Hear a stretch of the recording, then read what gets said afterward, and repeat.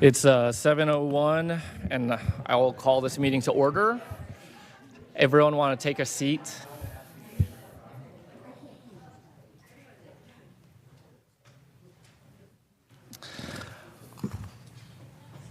All right, 7:01, I will call this meeting to order.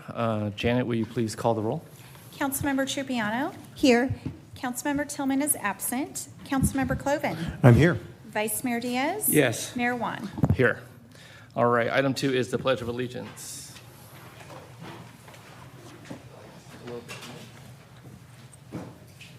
I pledge allegiance to the flag of the United States of America and to the republic for which it stands, one nation, under God, indivisible, with liberty and justice for all. All right. Next is item 3, public comment on non-agenda items. If you have a comment on something that is not on the agenda today, now is the time to offer it. I do have 2 speaker cards for this item. If anyone else would like to make a comment during this item, please fill out a speaker card and return it to our clerk, and you may speak on anything that's not on the agenda. First, we have Ed Hartley.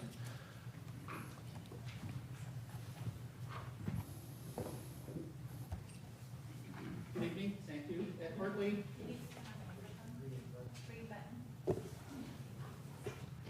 Good evening. Thank you. Ed Hartley, 972 Kenston Drive. My wife and I have been CBCA members since 1999.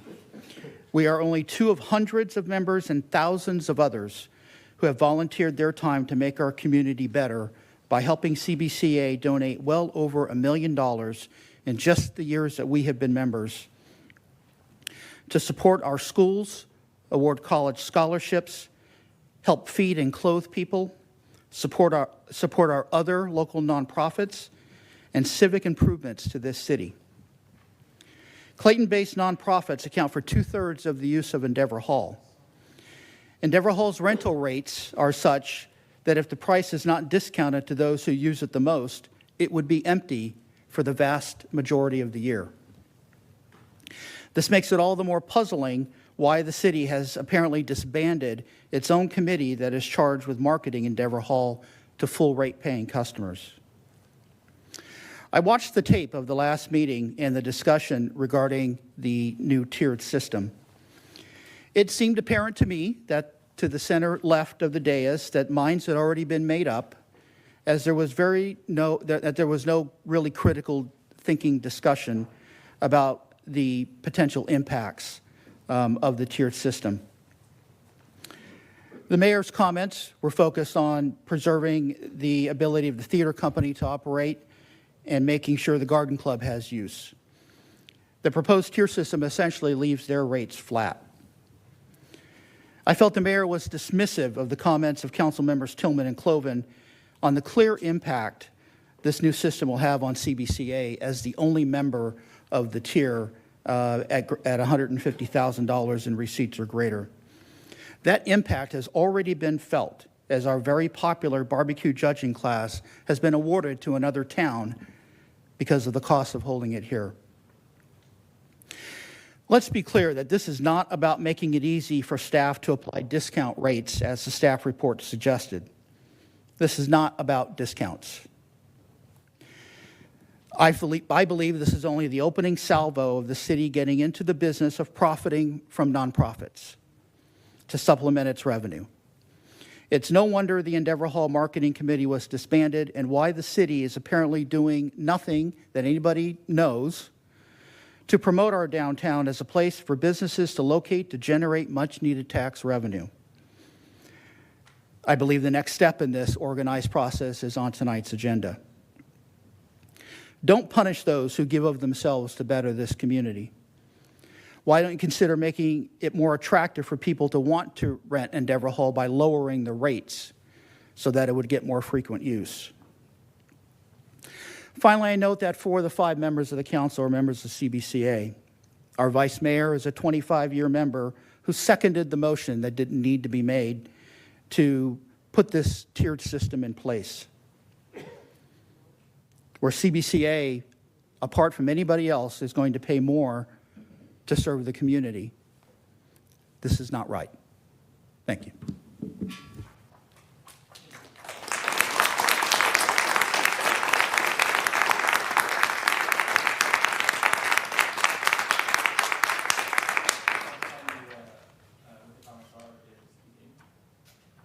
My mic was on. Keith Hayden.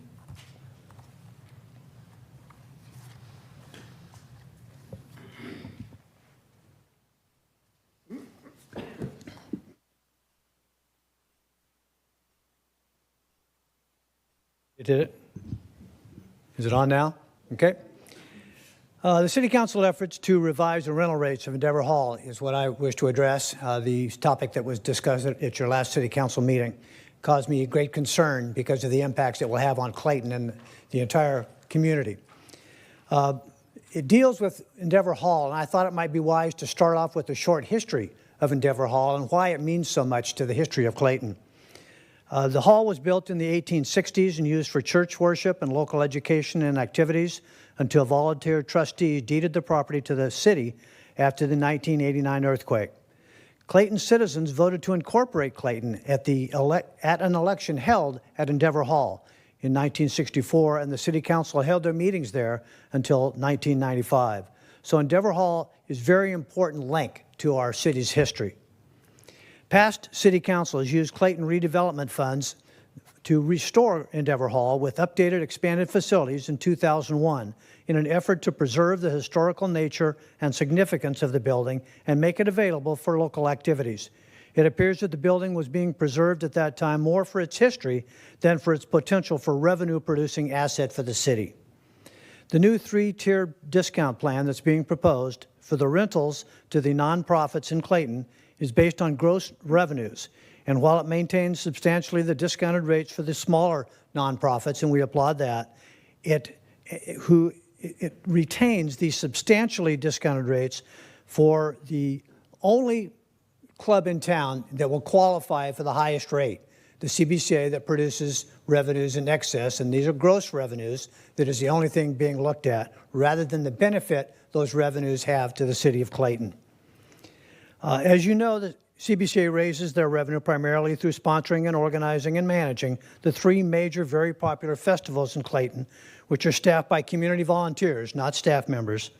And it's very popular and generates quite a bit of interest in our local community.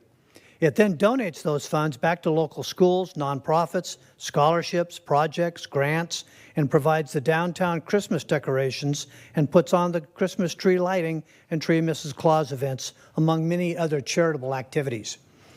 The proposed top tier of Endeavor Hall rental rates would have the effect of penalizing CBCA for the success of their many local projects and events by focusing on just the gross revenue generated, not the benefits to our community. This includes the club's donations to the lowest tier nonprofits in Clayton, which seems a bit ironic that we're being penalized for revenue that we then share with the lower level charities in town.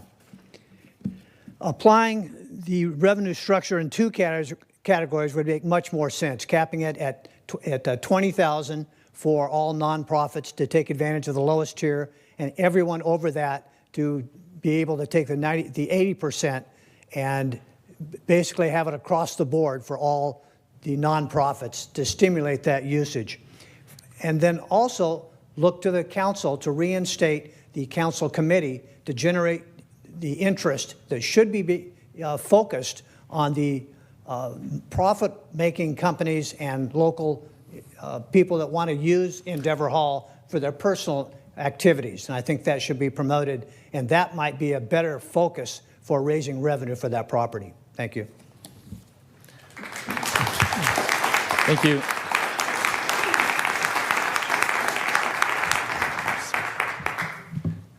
Is there anyone else that has comments on non-agenda items? Now is the time.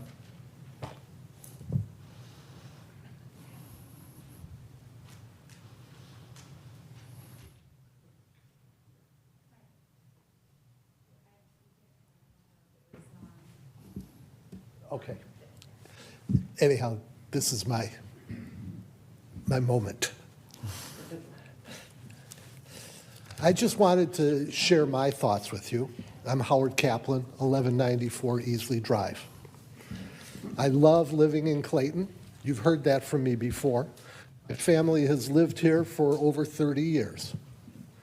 One of the reasons that I love living here is that it has a spirit of volunteerism. which promotes the sense of community. The hundreds of volunteers who put on the events are all part of the community, whether they live in Clayton or not. They work together and have fun, but also for a local charity, a community charity, promoting selflessness. Without the charitable events, Clayton is just a city.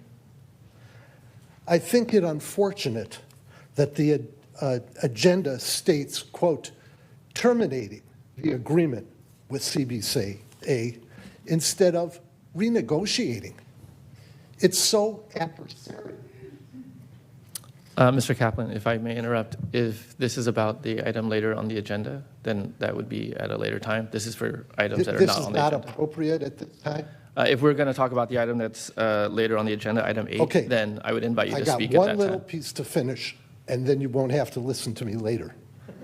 It's not up to staff to decide how to renegotiate.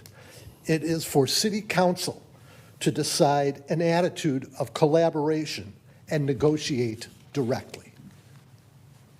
And I'm well under my 3 minutes. Thank you.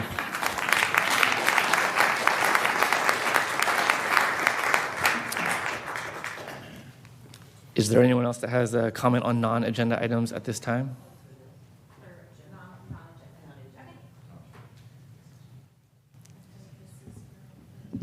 Hi, I'm Pat Middendorf. I'm the first vice president for the CBCA, and I was going to save this comment later when I comment on something for the that is on the agenda, but I thought, whoa, I can get more time if I comment this now because everybody else is. So I would just like to say I applied for the use of Endeavor Hall this year, as I have other years. And I got my paperwork in weeks, probably months ago, and nobody knew what to charge me. So first it was, well, look, a nonprofit is $1,600 for one day. One day, 8 to 5, $1,600. If you get 50% off, it's $800. Last year, we were charged $400. But no one on the staff knew what to charge me because of this issue coming up now. So you've already heard Ed and I think Keith both talked about how we lost the barbecue class. And we make money off the barbecue class to pay for the meat for the barbecue event. We also train all of our barbecue judges at that class. So now that that class has been moved to Lodi, we are not going to have enough barbecue judges this year. So that highly impacts our event. And I'm going to be honest, Mayor Juan, I cannot believe that you just stuck this on the agenda at this time of year. You couldn't wait till the end of the fiscal year. So it highly impacts us, and it feels like a punishment. It honestly feels like we're being punished for our good works. This is the club that has existed for almost 40 years and really made Clayton what it is today. The place where everyone wants to come and live. At least they did want to come and live here until the anonymous hate flyers started going around in our community. And this was ruining people's reputations just to win a small town election. And I'll be honest with you, I hold city council members responsible for that. And I think you know who that is. I think we all know who that is. And now I think it's out in the open. And the one thing I want to say to you, Mayor Juan, I think what you have shown is that you care more for Oakhurst Country Club than you care for the city in this town, the people in this town.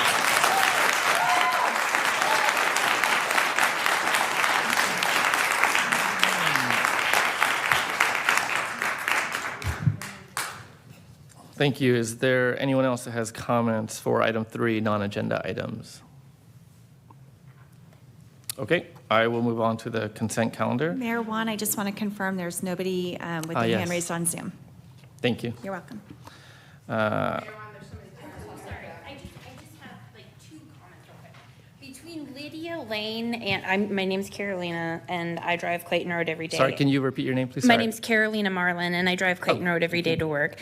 And between El Camino and Lydia Lane, and in the direction towards Concord, in the right-hand lane, there is a large root that seems to be bringing the road up quite a bit. So I'm hoping that the city of Clayton will please address that soon. I personally drive a pickup truck, and my truck takes kind of a hit, so I can only imagine those that are driving smaller vehicles. So I hope that, and then I also have one suggestion for the city council. We have that large, beautiful area just beyond the Clayton Community Church across from the bocce ball courts. And I'm finally having the guts to bring it up to the city. I would like to make a suggestion for the city to consider putting in an ice skating rink next winter to try to draw in some business. And again, it would be like a family, activity for our tiny community. So if you wouldn't mind to, kind of consider that idea for next winter. Thank you. I think that's a great idea.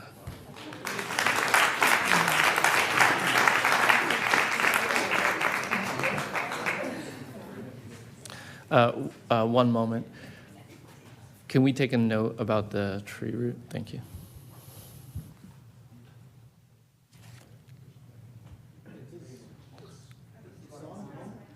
The green one. Oh, okay. It said, Mayor, council member, good evening. In late 2022, in November, before the election, you, Mr. Mayor, met with the Oakhurst Country Club to get their endorsements. And obviously, they gave you their endorsements. And one of your first actions when you got to be mayor was to suggest giving Clayton public land to the club for their own use. So I wonder what happened in that meeting. If you would like to tell us anytime. Thank you. Sure, I would love to. I actually never met with the people from Oakhurst, so that's an easy answer for that one. Okay. If there's anyone else that has comment on non-agenda items? Okay. I will move to item 4, the consent calendar. Is there anyone that would like to pull anything from the consent calendar? I'll move approval. I'll second it. Hold on. Oh, Hold on. No, okay, so I will go to public comment on this item. If there's anyone that has public comment on the consent calendar, now is the time. And for those online as well. Seeing none, Janet? Mayor Juan, I do not have any hands raised on this item. Okay, then I will look for a motion. I move again. I second it again. Janet, will you please call the roll? Councilmember Trupiano, Yes. Councilmember Cloven, Aye. Vice Mayor Diaz. Yes. Mayor Juan. Aye. And that passes. Next item is item 5, recognitions. This is for information only. We are recognizing Irish American Heritage Month, Women's History Month, and Cesar Chavez Day on March 31st. Next is a proclamation. This is declaring March as Red Cross Month in the city of Clayton. Staff has prepared this lovely proclamation that I will read a portion of here. And I believe there is someone here from the Red Cross as well online that will make a comment. So first, so this says, whereas during the American Red Cross Month in March, we celebrate the humanitarian spirit of Contra Costa and reaffirm our commitment to help ensure no one faces a crisis alone. And whereas caring for one another is at the heart of our community and exemplified by the people of Contra Costa, whose simple acts of kindness through the Red Cross provide help and hope in people's most difficult moments. Continuing the life-saving legacy of Clara Barton, who founded the organization more than 140 years ago to prevent and alleviate human suffering. Whereas every day these ordinary individuals lend a helping hand to make an extraordinary difference for neighbors in need, whether it's providing emergency shelter, food, and comfort for families displaced by home fires, floods, and other disasters. In 2022, the Red Cross assisted 172 families in need. Whereas every day, these individuals donate life-saving blood for cancer patients, accident victims, and people with sickle cell disease and other life-threatening conditions. In 2022, there were 568 blood drives held in Contra Costa County, collecting over 16,000 units of blood. There's quite a bit more, so I will come to the end and say, now therefore I, Jeff Juan, Mayor, on behalf of the Clayton City Council, hereby proclaim March 2023 as Red Cross Month in Clayton, and encourage all citizens of Clayton to reach out and support its humanitarian mission. And with that, I would invite Mr. Fong to be... Mr. Fong has been promoted to panelist, so Mr. Fong, the floor is yours. Okay, I guess you can hear me. Yes, please. Hello? Okay. Yes, we can hear you. Thank you. My name is Larry Fong. I'm External Relations for Red Cross in Contra Costa County. I thank the town of the city of Clayton for your support to the American Red Cross. This year, once again, our remarkable family of volunteers, donors, and partners and employees stepped up, allowing us to deliver critical services along with the city of Clayton to people facing disasters, such as home fires that displace single families, or floods and wildfires that affect hundreds and thousands. The proclamation highlights just some of the activities that the Red Cross, along with many of our partners, performed in 2022. As we look to the future, the Red Cross is further committed to building our capacity to be able to respond to the increased frequency and intensity of extreme weather events. Our community counts on American Red Cross for help every day, and supporting our community is at the heart of what we do. On behalf of our volunteers, myself, and those that we serve, we want to thank Clayton and the Clayton City Council for standing with American Red Cross. Thank you very much. Thank you. We will send the proclamation to the address that we have for you, and that will be through our city clerk. So thank you very much. With that, next we have a presentation from the Clayton Valley Village, and I believe Councilmember Trupiano is going to introduce this item. Yes, good evening. It is my distinct pleasure and honor to introduce Sonia Wilkin, the founder of Clayton Valley Village. And I don't want to steal any of her thunder, but I would just want to say this is an incredible organization. If you do not know about Clayton Valley Village, you're going to learn a lot tonight. My husband and I are both volunteers, and we have found it extremely rewarding, not just to give back to the community, but to really help seniors remain in their home and to enjoy a lot of the social activities that are provided. So, Sonia Wilkin, take it away. Let's see. If you see a few people here in blue T-shirts, there's a part of the support group. There's quite a few here. So, coincidentally, it's my height. Coincidentally, 10 years ago, April 2013, I was here at City Council for the first time, telling about this wonderful new concept that we had learned about. It was the village movement that started in Boston, Beacon Hill. And it was just a wonderful idea to help people stay in their homes as long as possible with the help of volunteers. And from there, that was just a 3-minute introduction. And I remember the city council saying, "What do you want from us?" I said, "Nothing now. I just want you to be aware we're coming." And we got here.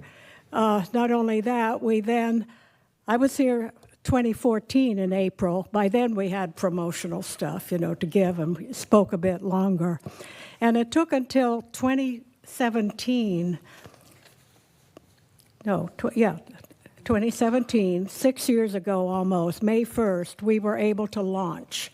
And launching to us meant we had our 501c3, we had our committees all set up, and we could provide services by vetted volunteers to our members. So that was a huge step for us. And City Council did give us a Village Day proclamation, which we were very happy with. But then we came back with a few requests. And the requests haven't really changed over the years. It's been 10 years now of us coming here. The main focus was that we have always known, we don't have a senior center. We don't have a community center. Walnut Creek does, Concord, Pleasant Hill, you name it, they have it. We don't have any. But by stepping in and providing some of the activities, and not only service requests, but activities to keep us engaged socially, we sort of became a senior center, a community resource. And it has grown and grown and continues to grow. There is the village movement, it's up there. Just to explain, we have our local village, but we're also part of a nationwide village movement of 400 villages, and we're part of the California movement that has, 10,000 members and 49 villages just in California, half in the north, half in the south. So we're also part of the California Master Plan of Aging. The villages are part. That's one of the things that we can do as part, of doing our part as part of a large movement to recognize. So our question to you, and there are, a lot of wonderful slides that we're seeing, come up, is what have you really done for the seniors? And the senior population, if you go from 65 and older, it's like 17.5% per census. But if you go from 55 and over, it's like 34%. So it's a growing group, and we're all getting older. And a lot of people haven't joined because they're not ready for it. That's a common thing. But you don't have to be ready at that moment. You can build towards. It's like an insurance policy. So as you start to see some of those, go ahead, and there's no place like home. There's some wonderful visuals that were created by our outreach committee of Fiona and Jim, and Sue Manning helped also with putting together some of the presentation. There's no place like home, and it does show that most people want to stay in their homes as long as they can. It doesn't last forever, but while they're there, the service requests aren't as important as building the community. And we have built our community with activities. We support all sorts of things around Clayton. We're in the July 4th parade all the time. We're bocce. I just went to the movies this afternoon with our resuscitated movie group to see 80 Brady. Magic Mike. So it's just, but we have lots of social events, happy hours. Transportation is definitely our biggest need, and that's what 70%. We have so much data now because of wonderful volunteers who do data. They do it nationally, not just for us. So what we have available to us is just some wonderful facts and figures that we have at this point. But we are asking, I gave you each, I don't know if Janet gave you kind of there's a little wish list down there at the bottom, yeah. Along with the wish list is sort of our rack card that I give to anybody and everybody I see, and a magnet. You can put it on the refrigerator and never forget about us that way. So the wish list hasn't changed that much. One of the things is we have always wanted some space. We are an all-volunteer village, so we have all our stuff in our own homes. We would love to have an office space, about 300 square feet or something, where we can have a place where people can go, maybe a committee meeting, maybe just a general place where we can direct our operations from. We would love one day, when we can, to have an administrator, and then who would work in an office. The other thing is the very popular requests to have free space for our activities, community events. We have Endeavor Hall, Hoyer Hall. We have paid a nonprofit rate, but that still is some rent money that has to go out. Also, some bigger venues where we could have an activity that's 100 people, 75 people. We have had to put that money out for all of, any events like that. So those are the things that we want. In addition, whatever you could put on your calendars, City of Clayton calendar of events, tell all your friends, your neighbors, everything about Clayton Valley Village. We have built it incrementally over the years, and it's a lot by word of mouth. We can have just so many, activities, but that's sort of what we have wanted to do is increase our exposure. We called ourselves Clayton Valley on purpose because we wanted to go into Concord also. So it started with the neighboring areas, but we have gone further and further in. We're only limited by the service area because all our service volunteers are the ones who have to drive to places. So a lot of our members are volunteers also. So we have some, really great pictures there that shows us a lot having fun. Where we love to go out to have fun, and whether it's happy hours or outings. We involve ourselves in the community too, very much so. So are there any questions that anybody might have at this point? And there was I'm sorry. How many members do you have signed up now? 60. 60, and about 45 volunteers. Yeah. How are you funded? Member dues. Member dues? Yes. We have gotten a few grants and donations from organizations. We have done that. We have not gone out for any big grants. Yeah. So it's mostly member dues. Mm-hmm. And we have expenses, like any organization, insurance being one of them, and it goes on down. Any other questions? Do you have a website? I'm sorry? Do you have a website? Oh, we have a wonderful website. So I will give you a rack card. Since you've asked. There's some rack cards in that right there. Tell everybody on the mic what the website is. Yeah, it's Clayton Valley Village. It's over there, claytonvalleyvillage.org. And we have a phone number. So we accept our service requests either on the website directly or by a phone call. We have call managers. So during the pandemic, we didn't stop. We switched to Zoom like everybody else, and we're doing all sorts by Zoom, and kept it going that way. So, okay, any other questions? Yeah. You should ask the CBCA for donation for the campaign. They have already.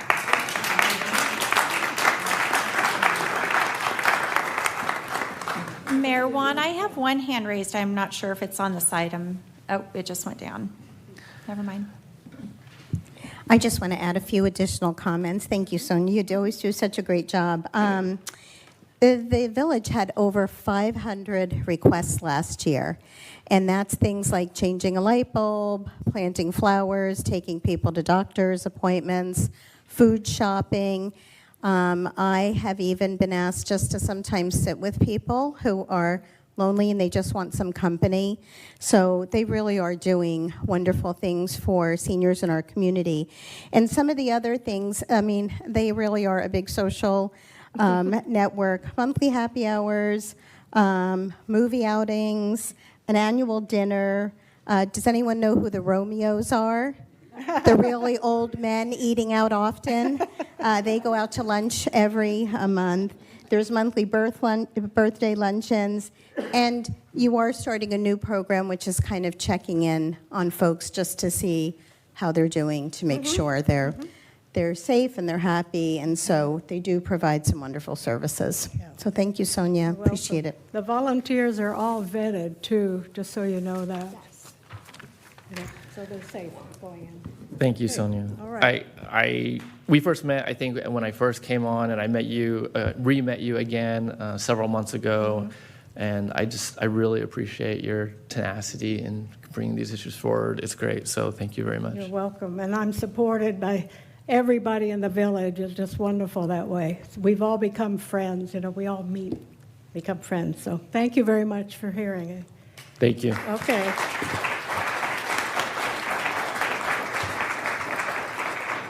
All right, with that, we will move on to item number 6, reports from city manager and staff. Thank you, Mayor and City Council members. So this Saturday, we'll be conducting first interviews for our permanent city manager position. So that's a big step in getting somebody in this seat. Also, on Monday the 13th, the City Council will be conducting their annual goal setting session. And so the community is invited to that. It's going to be held here at Hoyer Hall, 3:30 p.m., and it will also be on Zoom. So we'd love to have community participation in that event. I also want to mention that we've been working hard to make sure that the community is ready for the rain that's coming later this week and this weekend. Sandbags are available out at the Keller House, and where there's shovels and sand and bags for people to fill those themselves. So anybody who would like to do that, there is available. Thank you. Excellent, thank you. Item 7, we have no public hearing, so I will move on to item 8, action items. This is the consideration of termination of the Clayton Business and Community Association Master Use Agreement. And did you want to kick us off? Yes, thank you, Mayor and City Council members.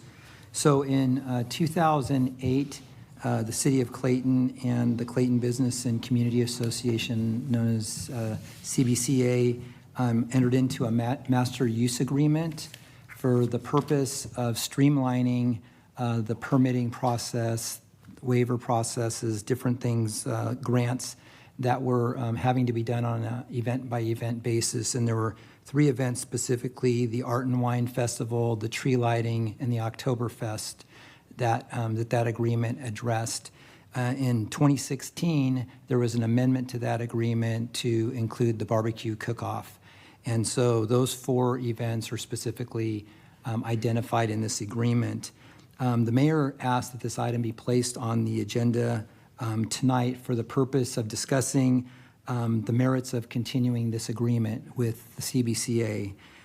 Areas that are to be discussed tonight, but they're not limited to, include whether full cost recovery is being realized for the services and the facilities that are being utilized by this organization for the events in the agreement, whether the treatment of this group is similar to what other groups are experiencing, and whether the community, whether the City of Clayton is possibly subsidizing some of the costs of the events that are being conducted. The agreement does have a 60-day termination clause that can be triggered by either party in writing. And so tonight, the City Council is going to be discussing this item and providing direction. And as the mayor mentioned in the title of this, there is the possibility tonight that the City Council could take action to terminate this agreement. So I'd be happy to answer any questions. Any questions? I do. I have plenty. If you don't mind. The floor. Thank you. First question seems pretty obvious to me. How did this action get labeled termination of the agreement versus either review or renegotiation? The item is titled termination so that there is the possibility of that action being done at tonight's meeting if the council so chooses. Had that not been listed as in the title, then that would not have been an action that the council would have been able to take just under the title of discuss and provide direction. Just an observation, it appears to be a goal to have the conversation, just by the language that was used, but we'll move on to the next question. When was the last time the city and the CBCA got together and discussed the contract as it exists? Do you know? I do not, no. Is anybody from the staff can answer that question? I don't know. Dina, are you? So our Community Development Director, Ayers, can answer that question. Thank you. Yes, an audience member already said, we did have, the former city manager and I did meet with some CBCA members in December of last year, 2022, to discuss the terms of the agreement as they exist. And was there anything in your discussion 2 months ago, 3 months ago, that would suggest that it needed any changes to the way it is currently? well, there were some, the discussion was centered around,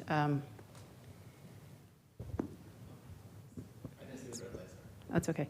The discussion was really about, I think it started primarily with insurance and the current terms for the insurance.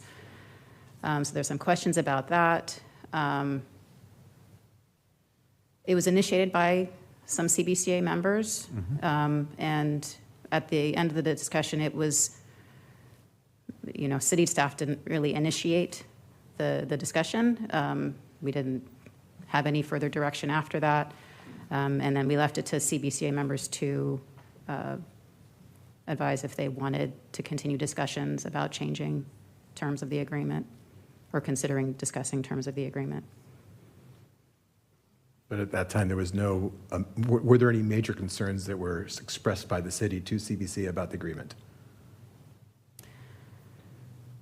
I mean, the agreement itself is 15 years old. So some of the costs related to insurance may have changed, but it was really listening at that point and about trying to figure out whether the CBCA staff or CBCA wanted to open up the discussion. Great, thank you, appreciate that, Community Director Ayers. So if we're going to get into a discussion about the cost recovery of facilities provided by the city, it would seem that there would be some financial basis for that. But yet, in this particular agenda packet, I see no spreadsheets. I see no cost. I see no analysis of loss. I see no analysis of gain. I see no analysis of benefit from a partnership with the CBCA. I see absolutely no financial discussion at all to really make a decision based on the packet that's been provided. And therefore, it kind of seems like a conversation about the financial merits otherwise just appear moot if we have an incomplete packet in front of us. When I look at that, so is there any additional data that's in the packet to discuss the financial merits of this? No, there's no additional data besides just what you see in the staff report. Thanks. And if I'm looking through the agreement, it looks like the primary waivers were street use fees are $144, a noise permit for $216, and a temporary use permit for $216, and that's upgraded from the previous fees to the current fee schedule. Altogether, that's $576. You multiply that by 3, that's $1,728. $1,728 additional fees that have been waived per the agreement. Is that reason to discuss termination of the contract? This is a fair question. Is it reason to discuss the termination of the contract? Let's even talk about whether or not the fees for use of the Grove. Is that a reason to terminate the contract? As far as I know, the Grove is not being used. Is that a reason to terminate the contract? It's just a question. Since this is a financial concern, I was curious, was this discussion at the Budget and Audit Committee and the most recent conversation? The master fee schedule was a part of the discussion. Was the agreement with the CBCA discussed at the Budget and Audit Committee meeting? The master fee schedule was discussed. Because of the waiver, it's really irrelevant because no matter what the fee schedule would say, the fees would be waived. So that was not discussed in particular, only the master use fee schedule in general. Master fee schedule. We haven't had a larger conversation about our financial concerns, which you've stated so eloquently in previous missives you've put out there about needs for generating revenue and or cutting cost. It seems premature to discuss revenue generation if we're not having a larger conversation first. And without data and without additional information, this doesn't make sense. I'm curious as to why this was put on the agenda tonight. What was the reason for that? I put it on. Okay. Isn't there typically a protocol that we would announce things as a council members at the end of the agenda so that our community would understand something would be on the agenda in the future, and so that council members could adjust their schedule to be there for an important item? Is that typical protocol as far as you know, and from the time you've been here the last 4 years? I would say this is more of a discussion item. So if we have questions for staff, now is the time for that. But Okay, it's a question. Isn't that typical? Protocol is the question. I would let staff answer that. So I'm not aware of what was typical protocol over the past year or two. I know from the council guidelines and procedures, it does outline how items are brought forward before the city council, and it does not indicate that there is a public announcement in order to bring an item forward. It says that council members may go to the mayor, request an item be put on the agenda.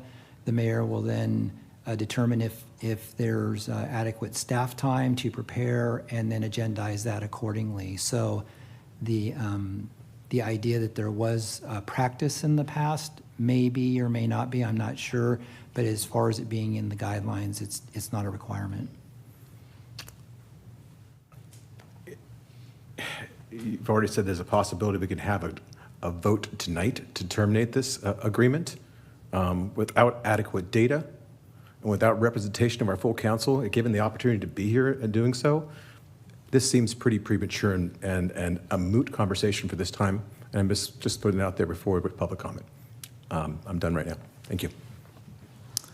Any other questions for staff? Okay. Let's see.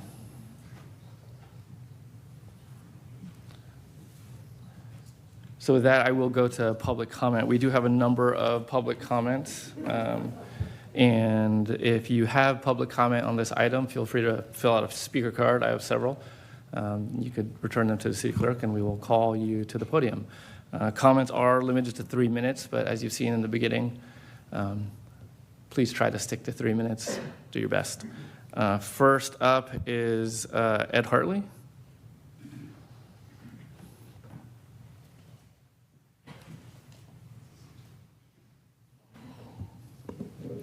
Thank you. This contract between the CBCA and the city has been in place for 15 years. It was arrived at by negotiation between the city council and the executive board. And it governs how we do our events in this town. CBCA has lived up to this contract every single year that it has been in existence. We have paid all fees. In 2021, we had a meeting with city staff as a result of anonymous allegations that we haven't been paying the city, and that was proven wrong. I'm a lawyer by profession, and I've done contracts. And it seems to me that when parties have had a otherwise well-functioning agreement, until apparently now, but it needs to be updated because costs have changed and what have you, that the proper and honorable way to deal with this is to invite a renegotiation that would either modify or replace the agreement. So seeing this on the agenda with no discussion is a cheap shot. There are hundreds of people in this town, and a few of them are here tonight, who volunteer to make this town better by volunteering for our events that raise money that we give away. And so to put this on the agenda on a Friday afternoon, to simply say terminate, and if I understand the discussion tonight, that is exactly what could happen tonight, is termination, is unfair and is ridiculous. And so if that is what the council is going to try and put forward tonight, I want to hear, and everybody else here wants to hear from every single one of you as to why, especially you, Mr. Vice Mayor, a 25-year member of CBCA, of why you're in favor of terminating this agreement. If there is an issue of renegotiation of fees, then sit down face-to-face with the board and work this out. But our first event is coming up in a month. And if you terminate this on 60 days, maybe that event goes on. But what about barbecue? What about Oktoberfest? I think this is poorly timed, and I think that this should be tabled until after Oktoberfest this year and discussed then, which will be after the city's fiscal year, and work something out. Don't try to slam this through like this.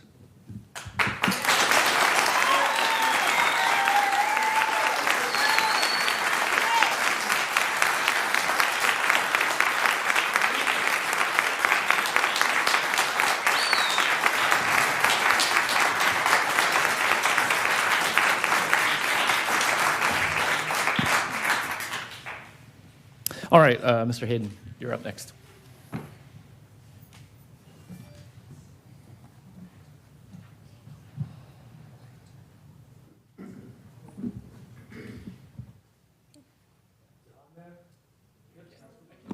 Vice Chair, okay. Mayor and Council, the request for termination caught a lot of us by surprise.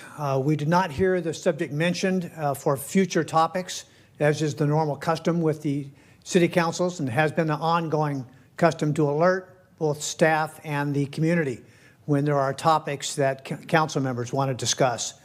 This certainly came as a surprise, and the way in which it was termed, termination, not renegotiation, but the very absolute ending of an agreement with no details provided in the staff report that would justify such a decision.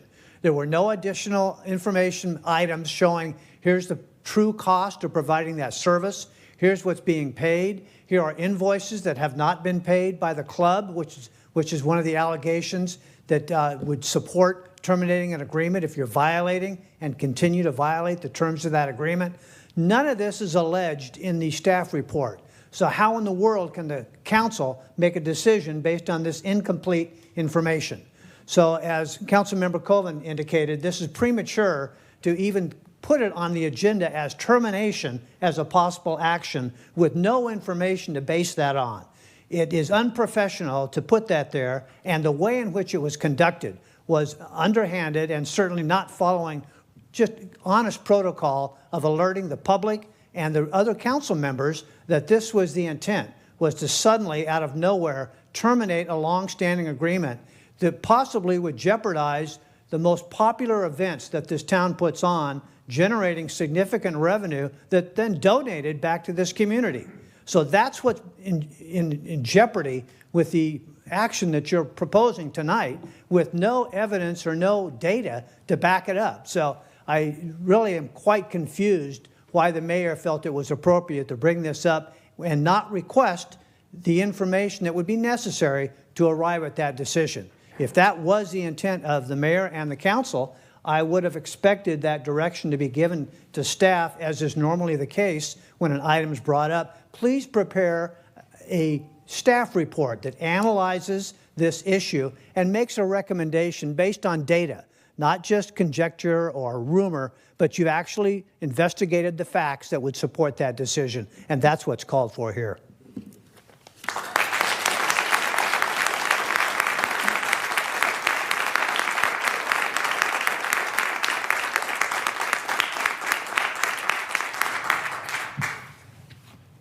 There's a lot of public comments, so I will say I do intend to respond to some of the comments that you made, but I'll do it at the end, so I'm taking notes so I can do that. So I will call the next person, Mr. Kaplan.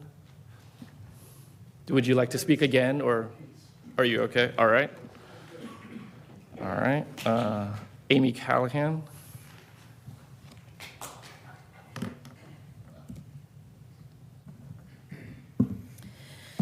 Hello, I'm Amy Callahan. I live at 5838 Four Oaks Lane. I have been a Clayton resident since 1992. In my 30 years here, I have been a frequent attendee of nearly every one of our downtown events. I bought my home here specifically following moving here with my parents, in large part because of the community feel that is here in Clayton and not in surrounding communities. The volunteer participation and community feeling in Clayton was a huge draw for me. I have volunteered with the CBCA for more than a decade at nearly all of their events, Mr. Juan, unlike you. Even though I am not a current member of the CBCA, that's about to change. As a frequent volunteer, I am engaging with many folks that come here into the city from out of town when I am serving beer and wine at the Clayton Art and Wine Festival or at Oktoberfest, or even helping my husband who judged at the rib cook-off. I have to say that every single person I discuss this with has always said they have been very impressed that this is volunteer run, and that then the money that we raise goes right back into our community and not other communities. Termination of the agreement makes no sense, 0 sense. And as with many here tonight, and you're going to hear from all of them, you do not speak for me, Mr. Juan. You do not have my support in this consideration, and I am especially upset that this item was added by you to the agenda without discussion with the CBCA ahead of time or certain other council members, and this is a terrible and unethical way to govern. Thank you.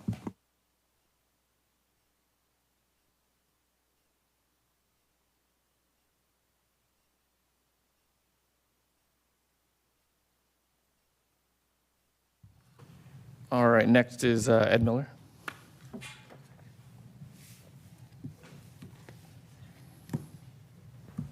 Thank you, Mr. Mayor, members of the council. I'm sure that with the number of people in this room, you'll hear many of the wonderful qualities of the organization, and instead I'm going to choose to try and focus on just 2 thoughts that I think I individually contribute on my own. One of those is just to say, as a city council, I just want to impress upon that we do more than manage a city budget. We manage the relationships also with the community, and its members, and the organizations that are within there. And so I would just say this sort of agenda item feels like it's aimed at numbers and not really enough at people and relationships that exist within the community. I mean, I'm looking in here, and this room is full, and this feels like Clayton. This is what Clayton feels like. It is a community, and that's what this organization is. The other thing is, again, I wanted to offer something that I felt uniquely comes up for me.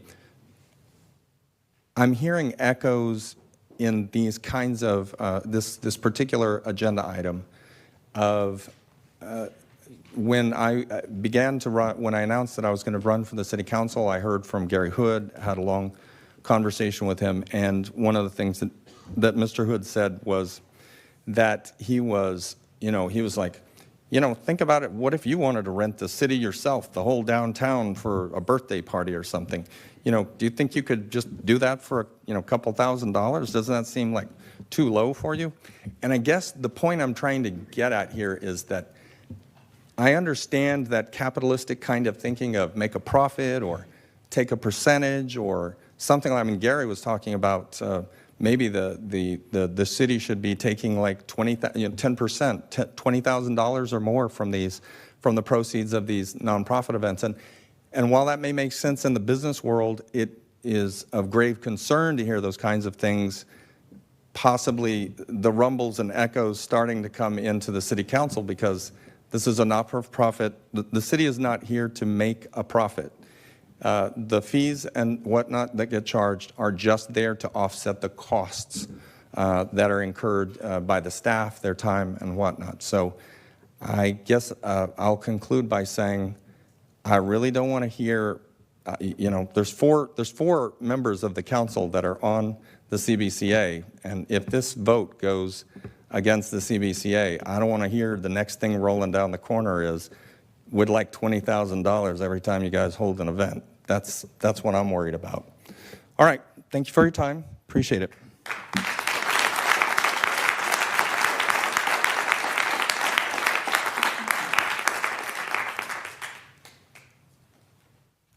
All right, next is Terry Denslow.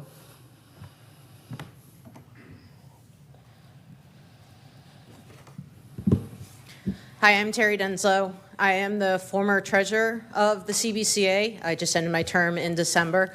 As the community director mentioned, myself, the incoming treasurer, the outgoing president, and the incoming president all requested a meeting in December of 2022 to talk about this contract.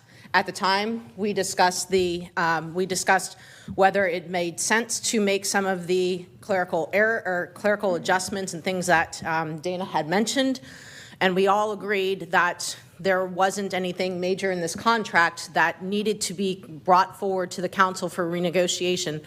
So the fact that this is coming up the way that it is now is a surprise to the CBCA, I think, is a surprise, I think, to the council that it just got pushed on the agenda, and it feels not right at a minimum. And it feels, Jeff, like you are once again targeting the CBCA. I do want the folks in this room to know that as my time as the treasurer, myself and others received 6 anonymous letters to our home attacking us and our organization. And as Pat mentioned before, we know who's behind it. Jeff, we know who's behind it. And when I sat down, myself and the president, with the city manager at the time to reconcile the finances, and I sent the file requested, you know that you asked the police chief while the city manager was out to have that file, which you gave to Frank Gavidia. The next day, he presented out of context information in another false attack on the CBCA. We are sick and tired of what the hell do you have against this organization that does nothing but give back to the community. This organization gives $150,000 annually back to the community. The July 4th parade is put on by private donations, not by the city, even though it's city-sponsored. The concerts in the Grove, city-sponsored, also put on by private donations, both of those which heavily come from the CBCA donations. So I don't understand why you continue to attack this organization, and I don't understand what your beef is with this organization. But seriously, Jeff, it's gotten to the point where it's just honestly kind of ridiculous, and I think a lot of people are really frustrated at it, and we've had a really good relationship with the city up until now, so I don't know where this is coming from, but I'm not the only one who's frustrated at seeing the continual attacks coming to this organization that has done nothing but give back to the city. One last comment. How this organization got started in 1984 was a couple of people sitting having, I think having a beer and some dinner and saying, this business and this community is not supported by the city and somebody needs to do it. And so this organization stepped up to do exactly that. And so until the city is going to step up and do that, this organization has been here to do exactly that. Thank you for the time. Thank you.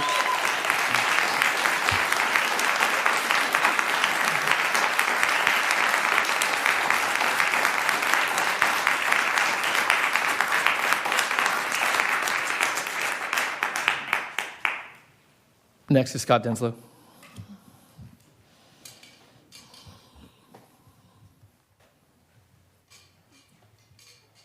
Hey guys, Scott Denslow, Dana Hills, otherwise known as Terry's husband. How can I follow that? Sonia, thank you for your time tonight. It was very educational.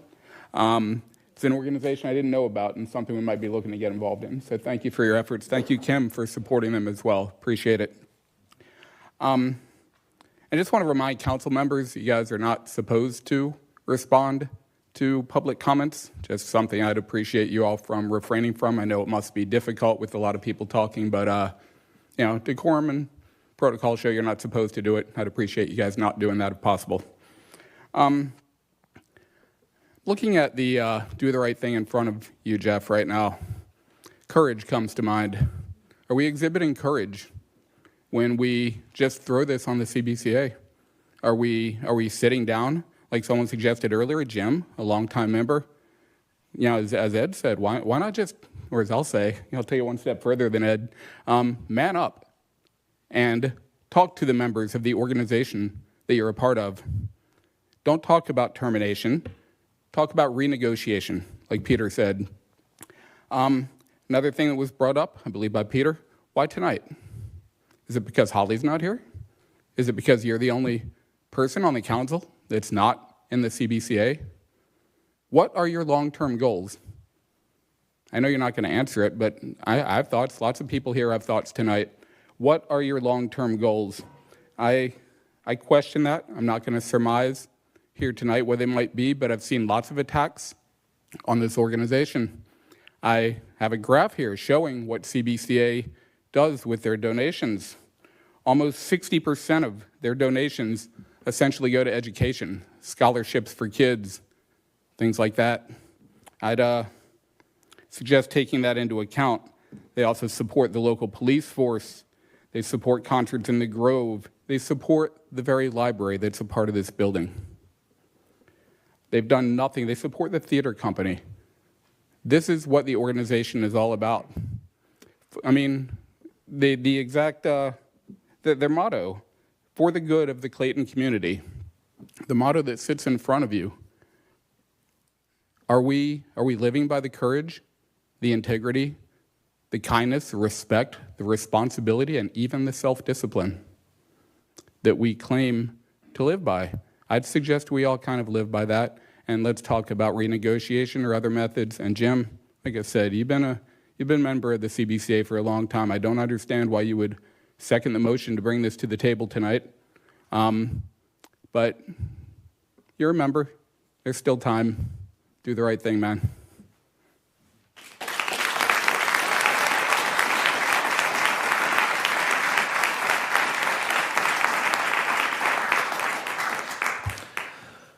To be clear, there's no need for a second to bring this to the table, so just want to clarify. Next up is Rebecca Nolan.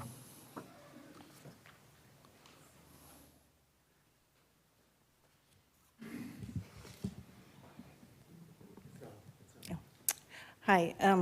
First, I want to start, I didn't have this part written down, but this all sounds sneaky, dirty, underhanded, and childish. Rebecca Nolan, 2356, sorry, that's my work number, I'm nervous.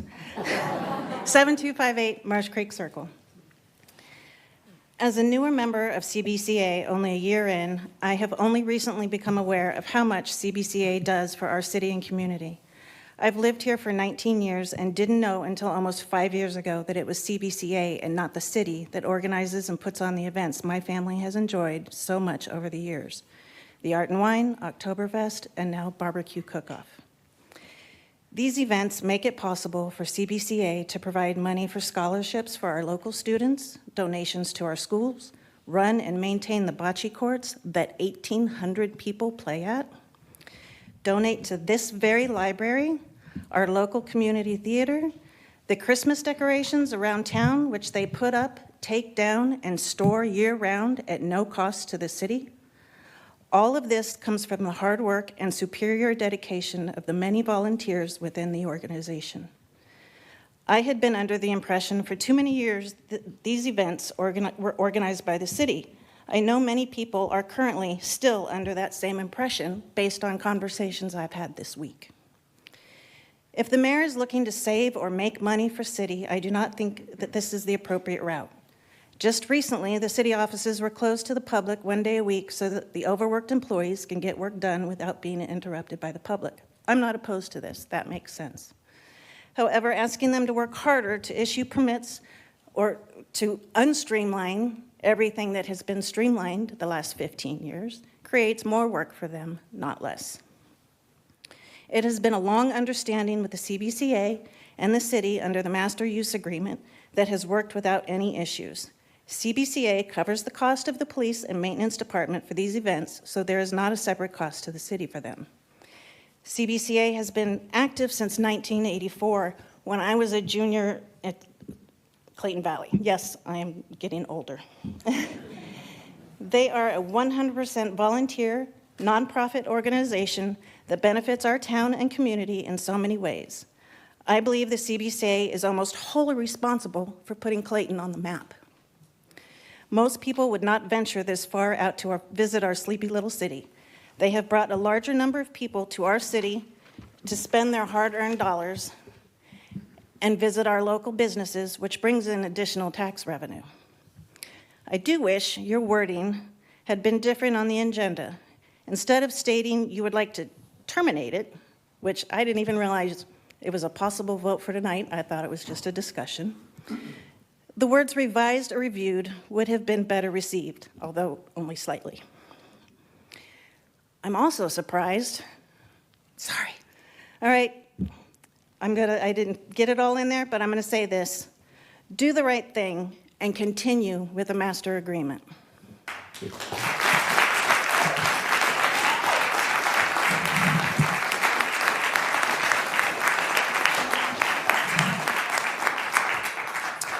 Next up is Bassam Atwal.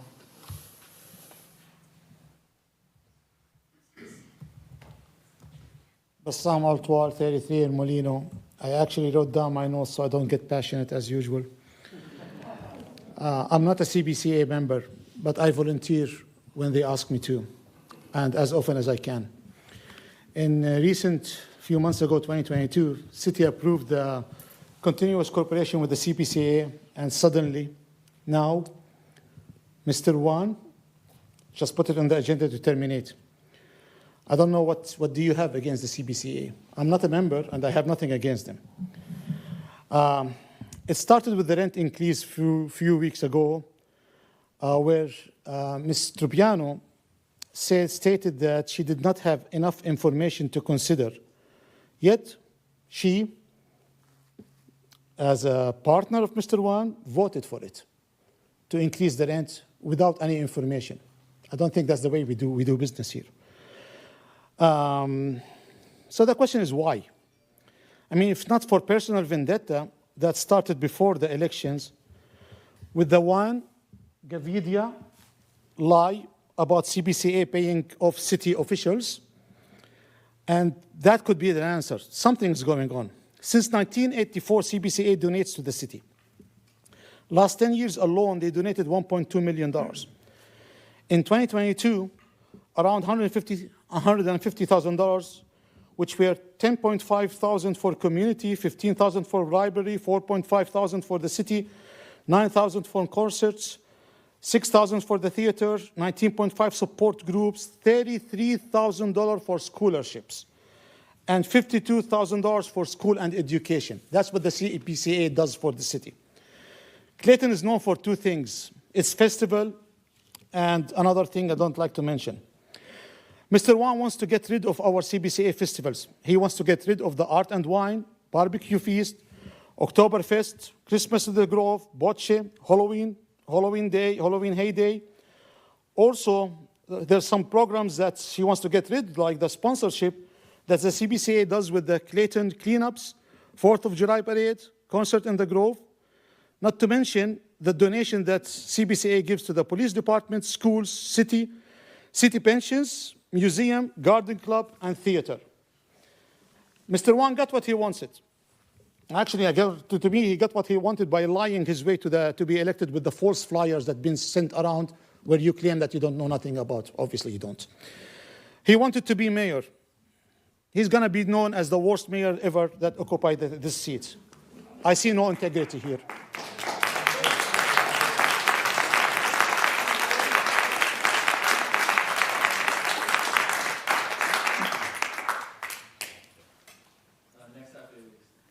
Next up is Christine Muller.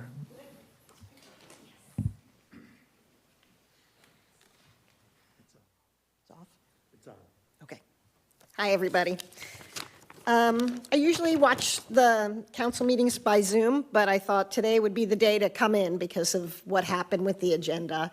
I didn't know until just a few minutes ago that you guys kind of snuck it in under the radar, and that makes my letter a little more on top of it, I think.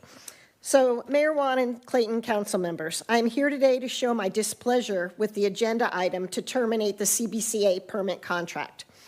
We moved to Dana Hills in 2004. Our daughter was born 2005. We cherish the memories we have with her at Art and Wine, Oktoberfest, and tree lightings. We took her to the library and enjoyed everything Clayton had to offer. She was raised in a small hometown, and we loved it. A year or so ago, I decided it was my turn to give back to this community. I joined the CBCA. I helped at Art and Wine, Oktoberfest, and most recently with the Christmas decorations. I'm also now on a committee for the CBCA.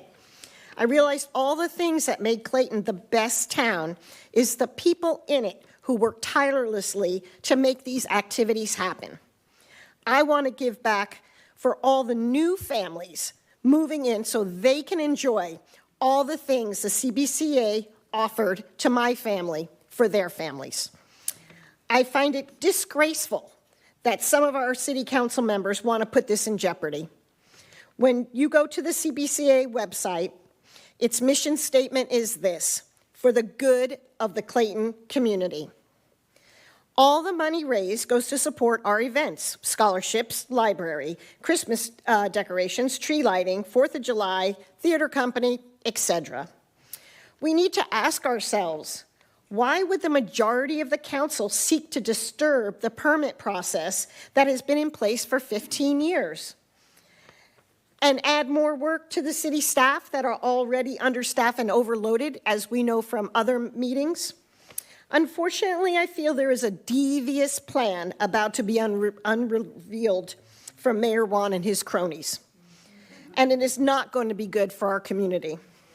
Fellow peeps, we need to watch this council majority and analyze their moves. There are theories on their evil intentions. A coup, a takeover, possibly wanting CBA funds to finance the general Clayton budget. Stay tuned, because it's going to unravel. And I just want to say, Jim, I hope you do the right thing tonight as a CBCA member for so many years. You should know what good that the CBCA does for the city. And Kim, woman to woman, I really hope that you can have a choice to make your own decisions and not follow along with these two all the time. You're a smart woman, and I really hope that you can look deeper into items, have the knowledge needed to make the necessary votes. Thank you.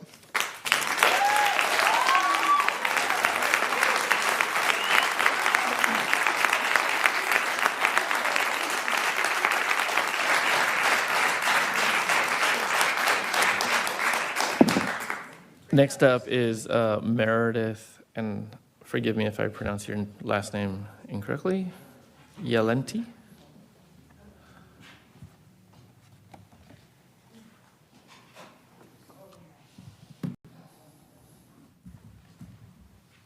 Hello, my name is Meredith Yelenti. I moved here in 2009 with my husband. We had been trying to have a baby for some time and moved to Clayton because of the amazing community it is. We heard about the awesome festivals, and we really liked the nice small town feel. Finally, 6 years ago, we had our little girl, and now she's grown up. I have pictures of her over the years at Oktoberfest, and we love being here. Clayton is special because of the CBCA and what it does. My daughter is an avid bookworm. She reads hours a day for fun. I have to tell her, okay, close the book, I need to talk to you. And part of that is because of the amazing library that's been available to her, the wonderful staff that are here. The CBCA is a big part of making that happen, making Clayton what it is with its culture of community and people volunteering their time, taking time out of their day to make Clayton the place it is, the place that supports its neighbors.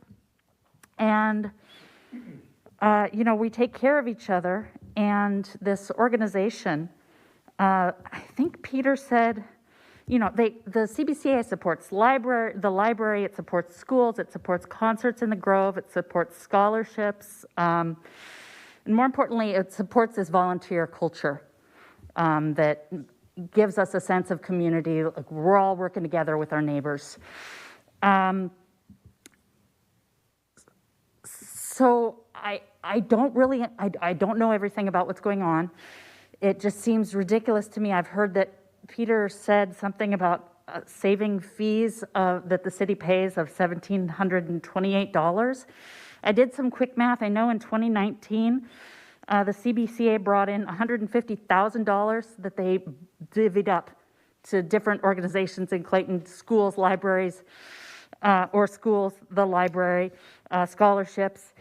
So 3% goes to the city. So 3% of that is, tell me if I'm wrong, it's $4,517. So right there, even the money that the CBCA gives to the city of Clayton is more than the fees that they would be paying. So please, I just don't know what you guys are thinking. Please don't kill the CBCA. It's part of what makes Clayton the beautiful city that my family chose to move to. Thank you.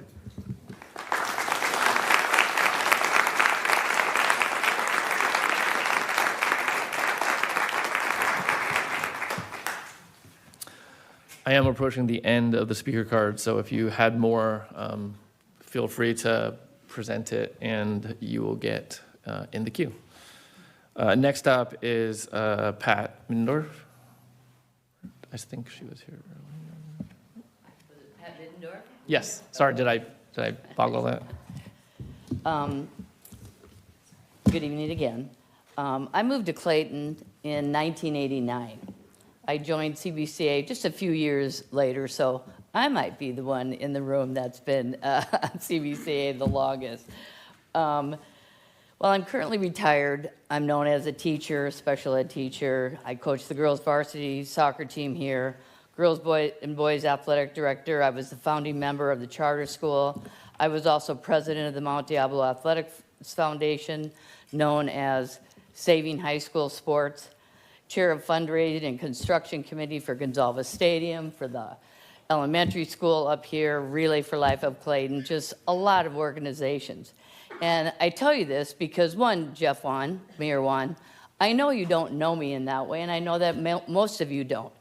But I also tell you this because I became familiar with CBCA when I held these positions, because at that time, I was the one that was asking for donations for the organization I worked with. Now, today I'm approving those donations, but I cannot tell you from all of those things, the fields and the kids and everything, and what CBCA did for us was stunning to me as a person and should be stunning to all of us. I became awestruck by the merit and goodness of this club. I truly did. I have my entire life that I have lived here. They helped build our school fields. They gave money to the high school kids who couldn't afford to go to grad night. They generously gave out scholarships, helped save high school sports. They sent the middle school girls to science camps. And I do have the 2018 one. I think people have been popping up with all of them. And a great percentage of this goes $8,000 to the library, $8,000 to the concerts in the Grove, $1,000 to the police department, on and on. It comes right back to the city. So really, does the CBCA owe anything to the city? Of course not. Of course it does not. And I think everybody here will testify to the fact that there is no other club to compare them to. Not anywhere, not in Clayton, and not even in the state of California. This club is one that is an anomaly and makes the city of Clayton. They are really the heart and the spirit of Clayton. And I really think that if you can put a price tag on that, I don't know what's wrong with people who could try to do that. They are for the good of humanity. You can't put a price tag on that. Join with the CBCA and be part of us. Don't be trying to get rid of us. It's unbelievable. Sorry.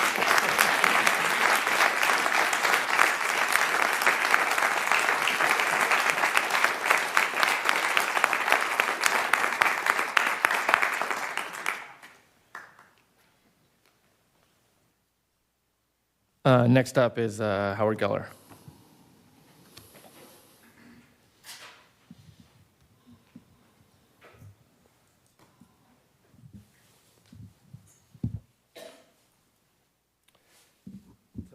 It's on. I kind of promised my wife I wouldn't speak tonight, but you know, I'm sitting here and I'm listening to a lot of things that are really upsetting me. I've been in this town for over 40 years. I was past mayor twice, on the city council for 8 years. We never had a council like the council that's seated right now.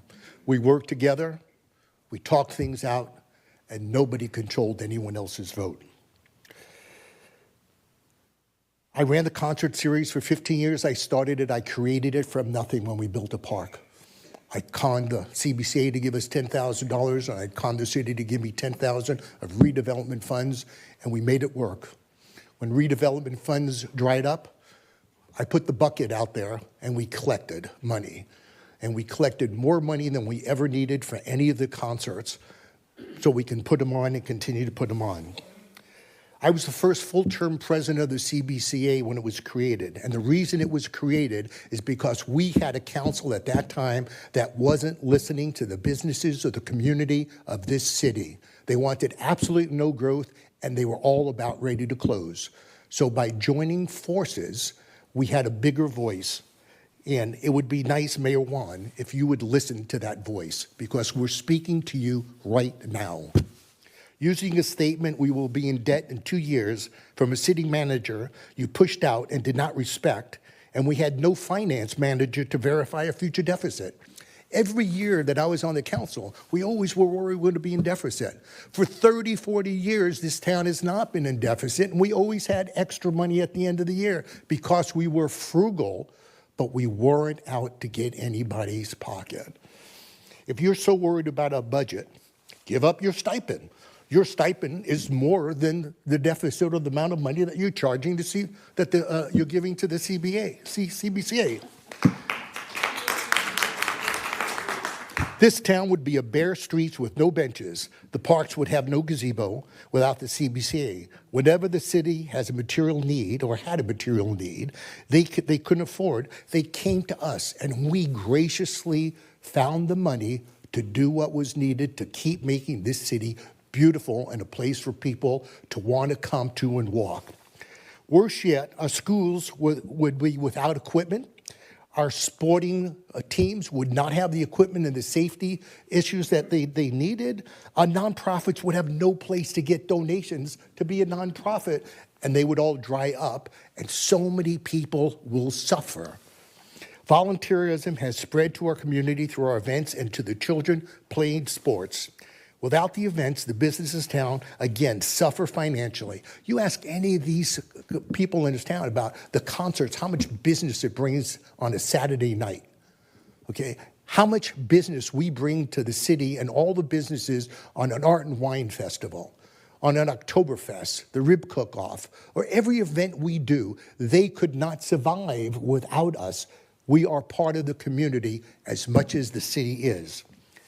Other cities try to mimic what we do. I've had Concord come to me, "How do you put on all these events?" Well, we don't have a chamber that we pay somebody $100,000 for, because we're all volunteers. We don't have a concert series that costs the city of Concord over $150,000 to put on, because I volunteer and do it for free. Okay, so these are the reasons why we're doing so well, and nobody else can mimic us because we have what nobody else has. The CBCA is not the city's enemy, Jeff Long. I think you are the city's enemy. You have caused more strife. You have caused more strife to this city than any other city mayor. If you are so unhappy how this town is run, maybe it's time to step down and move on. Thank you.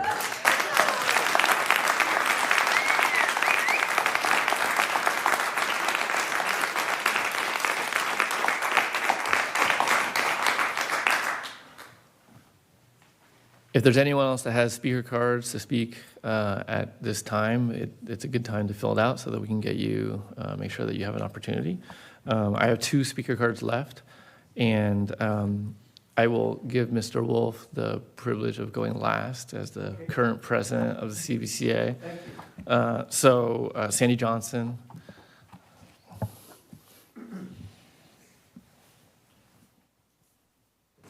It's on. Good evening, Mayor, Vice Mayor, council members. I'm Sandy Johnson, 20-year resident here in Clayton, and since 2019, the chair of Art and Wine Festival, which we are in knee-deep planning. And I just want to, I'm a facts girl, and I'm a numbers girl too, just like I understand, Mayor, you are too. So even, I'm not here to echo everything that, a lot of things that people have said here, and I commend all of you that come up here in support of our awesome organization, members and non-members. Thank you so much. And you all should be given a hand. With that said, I had asked our bookkeeper, Cecilia Hartley, to help me with some numbers, since I understand this is what you all are interested in, about how much money that all our events make, and not only make, not make. I think that was already discussed, but as far as what we pay the city of Clayton, again, the master fee agreement has waived some of the fees, and totaling, I'm just going to throw that out there, between 3 events, $1,701 per year for 3 events. That's a drop in the bucket. We'll give it to you. I mean, that's not what we have.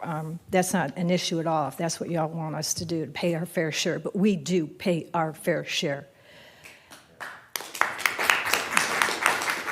The event monies paid to the city in 2019, Art and Wine was $6,194, Oktoberfest $8,308, and the barbecue $2,900, with the total of $17,413 to the city for 2019.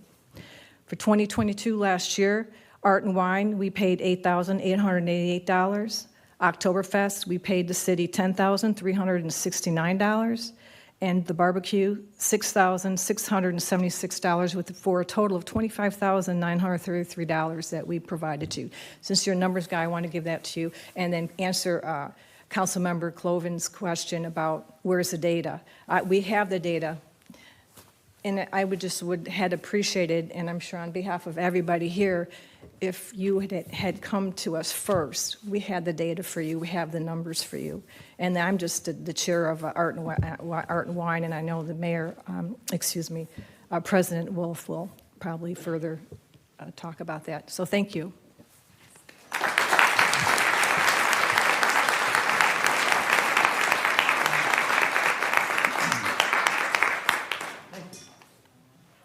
Okay, I guess I'm here to wrap things up. I'm the current president, C.W. Wolf, former mayor, council member, and I'm back. Did you miss me? Yes, you must have missed me, because this is the second meeting in a row that I've had to come before you to defend our organization. So as president of the CBCA, I thank you for shining the spotlight on the CBCA and for giving me this opportunity to direct my comments to the citizens of Clayton for a better understanding of what the CBCA is and what we stand for. Since 1984, the role of the CBCA is for the good of the Clayton community. We're a nonprofit, non-political 501(c) organization that exists to raise money and return it to the Clayton community through various charities, schools, the arts, and civic organizations, etc. We've earmarked $175,000 to return to Clayton causes just this year in 2023. Our donor members are all volunteers, and we put on the major festivals in town, the Art and Wine Festival, Barbecue Festival, Oktoberfest, and Christmas in the Grove, as well as the Bocce Leagues. Over the past 10 years alone, during a 2-year pandemic also, the CBCA has donated over $1.2 million to the Clayton community. Money has gone to the Clayton Valley Village, Diamond Terrace, Clayton Little League, Blue Star Moms, Clayton AAUW, Clayton Valley VFW, Mount Diablo Elementary School, including helping to rebuild their school playground, Clayton Valley Charter High School, Dana Hills Swim Team, Junior Achievement, Adopt a Family, Christmas for Everyone, Diablo Vista Seroptimist, COVID grants to Clayton businesses, the Clayton Community Library, Clayton Historical Society, Clayton Theater Company, and nearly $260,000 in scholarships, just to name a few. Over $102,000 has gone directly to the city of Clayton for things like new computers at City Hall, police car repairs, a new staff picnic table outside of City Hall plumbing repairs, Clayton CERT, the downtown Christmas decorations, sponsorship of the Clayton 4th of July Parade, which the volunteers we have there to put up that parade and put on that parade. And over $45,000 so far to the concerts in the Grove, plus the donations from CBCA actually built the gazebo in the Grove. The agreement up for tonight's discussion was approved by the City Council in 2008 and reaffirmed in 2016. It gives minor reductions in fees to help streamline the permitting process. It further saves the city staff their time, and there's no viable reason that this agreement needs to be terminated. We always are willing to continue to pay our fair share. No one wants to have happen in Clayton what just happened to Antioch, to their 4th of July celebration being canceled after their sponsoring organization pulled out.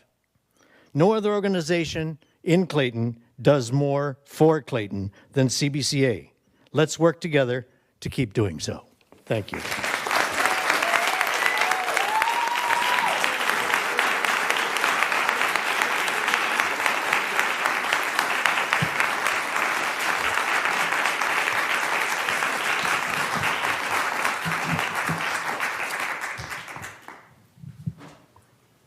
Janet, are there anyone that has their hand raised online? I do have a hand raised online. Matt, as I promote you to panelist, if you can please unmute your microphone, you'll have 3 minutes to speak.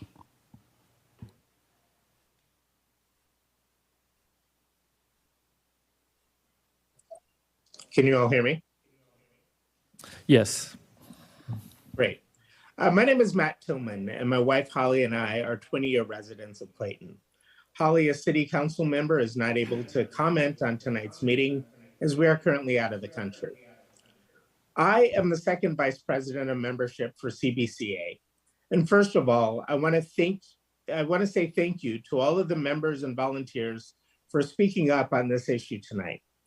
I encourage all residents of Clayton, including Mayor Juan, the only city council member not on CBCA, and the residents of local communities that enjoy our festivals and want to be involved in our philanthropic efforts to join approximately 150 members of CBCA by visiting claytoncbca.org.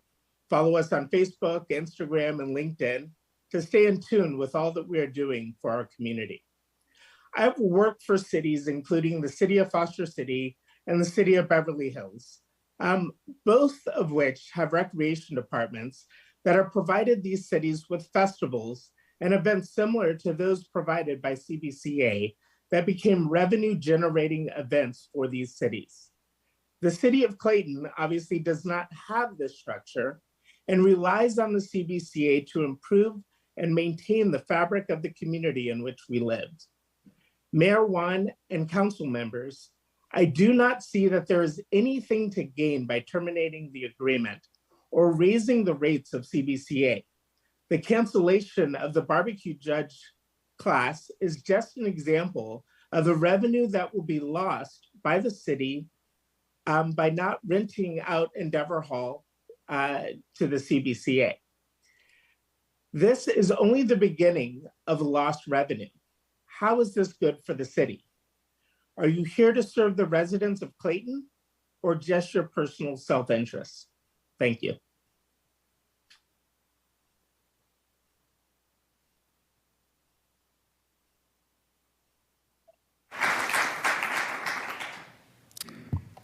Our next speaker is Doug. Doug, as I promote you to panelist, if you can please unmute your microphone, you'll have 3 minutes to speak.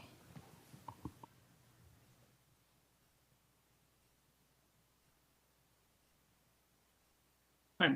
I want to say Jeff was accused of wanting to get rid of festivals, which I feel is far from the truth. It appears to me he only wants to see the CBCA pay the cost the city incurs when the CBCA holds events. This makes sense to me because I don't want my taxes paying for CBA's choice of charities to fund.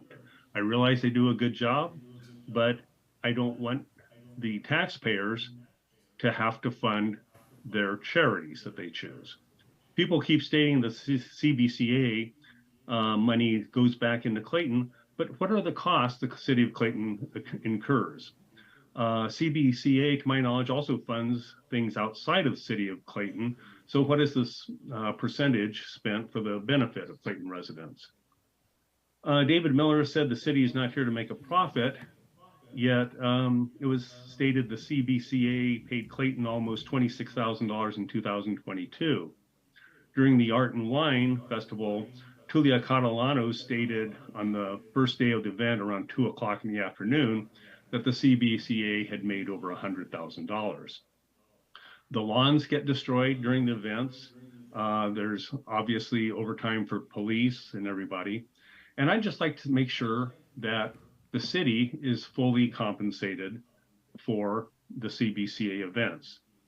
Howard Geller stated the downtown businesses benefit from the downtown events. I think that may not be entirely accurate because people can't park. There are food trucks and booths selling alcohol. So the brick and mortar businesses are now competing with people that come in for the events. And from a few of the restaurants I've talked to, the owners, they say that it has not been good for their business. So I just, once again, like to see that the city actually gets paid for all the costs they incur. Thank you.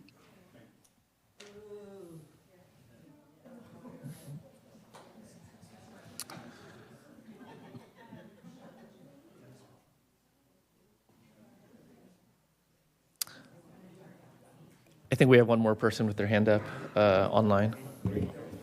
I just want to refute one thing that was said. Hold on one moment. Okay.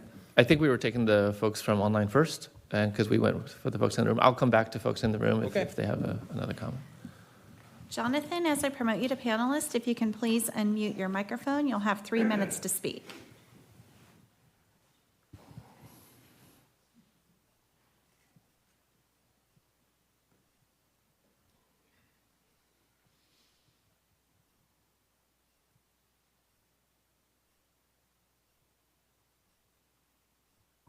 Jonathan, oh, there you are. Hi. So I'm sitting here holding my newborn, listening. We moved here 2.5 years ago, and we became members of the CBCA from day one because we saw all the great work that has been going that the CBCA does. I would like to refute some of the comments just right before this. Police are paid overtime by the CBCA in terms of their fees. The restaurants, owners, and all the shops love the events that happens in the town because it brings so much more business for them. I remember going to the Girls Side Bistro, and this is not a CBCA event, but going to the Girls Side Bistro during our Pride Festival and parade, during our Pride Parade, and the waiter saying they have never been this busy in a few weeks. So they were loving it. And the Pride Festival is so much smaller than the big events that are put on by the CBCA. I think It's kind of sad that this is happening, but I'm not surprised because there were many people who talked about the attacks by Jeff Wan and Jim Diaz on the CBCA. And yeah, so this is quite unfortunate and quite sad. I think for homeowners, we should realize that the town has a nice feel because of the events put on by the CBCA. And if we don't have these events, property value can go down and will drop because there won't be a draw. So what's the alternative to having a nonprofit put on this event? Well, I don't know, maybe a for-profit group that comes in that might hire a certain accounting firm and hire a certain accountant and have, other people in town who are looking for ways to make money and profit off the city and the residents and all the people that comes to visit. So we're looking at a potential nonprofit event becoming a for-profit event. So I think people really need to just wake up and be more alert. Thank you.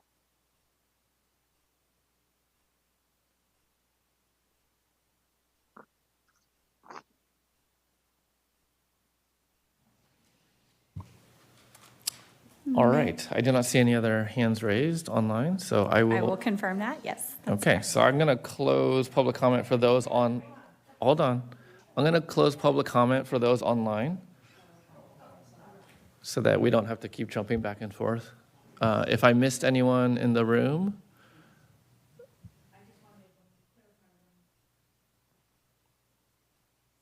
normally we don't let people make comments twice, but I just wanted to clarify, I'm so sorry. To respond to that, Mr. Doug, whoever that man is on Zoom, I want to clarify that the monies that I had stated, they were the true costs that we paid to staff, maintenance and police. So I just wanted to clarify that. That's all I wanted to say. Thank you.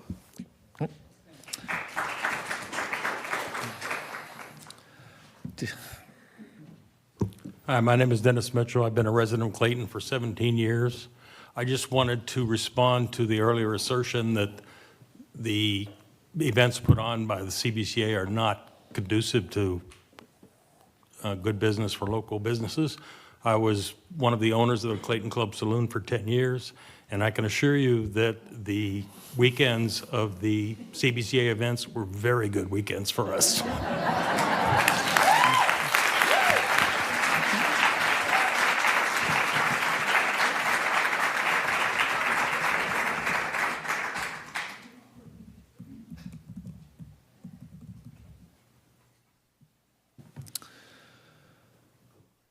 all right, last call.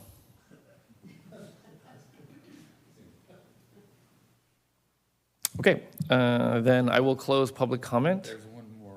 Is there one more? Did I miss it? There is one online if you'd like me to promote.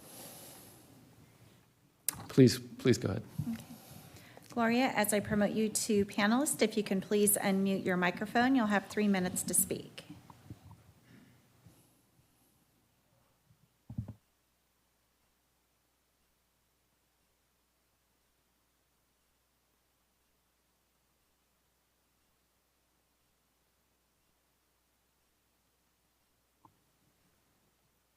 At this point, I'm not getting her promoted to panelist, but I will allow her to speak if she can please unmute her microphone.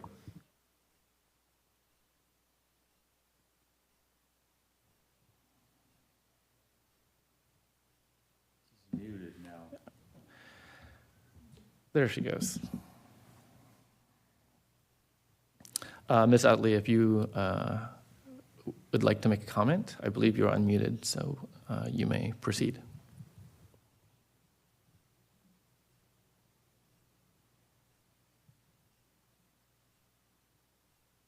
Okay, I think we're going to pass on that due to the technical things, and we gave it a good shot. So I will close public comment and move us back to discussion.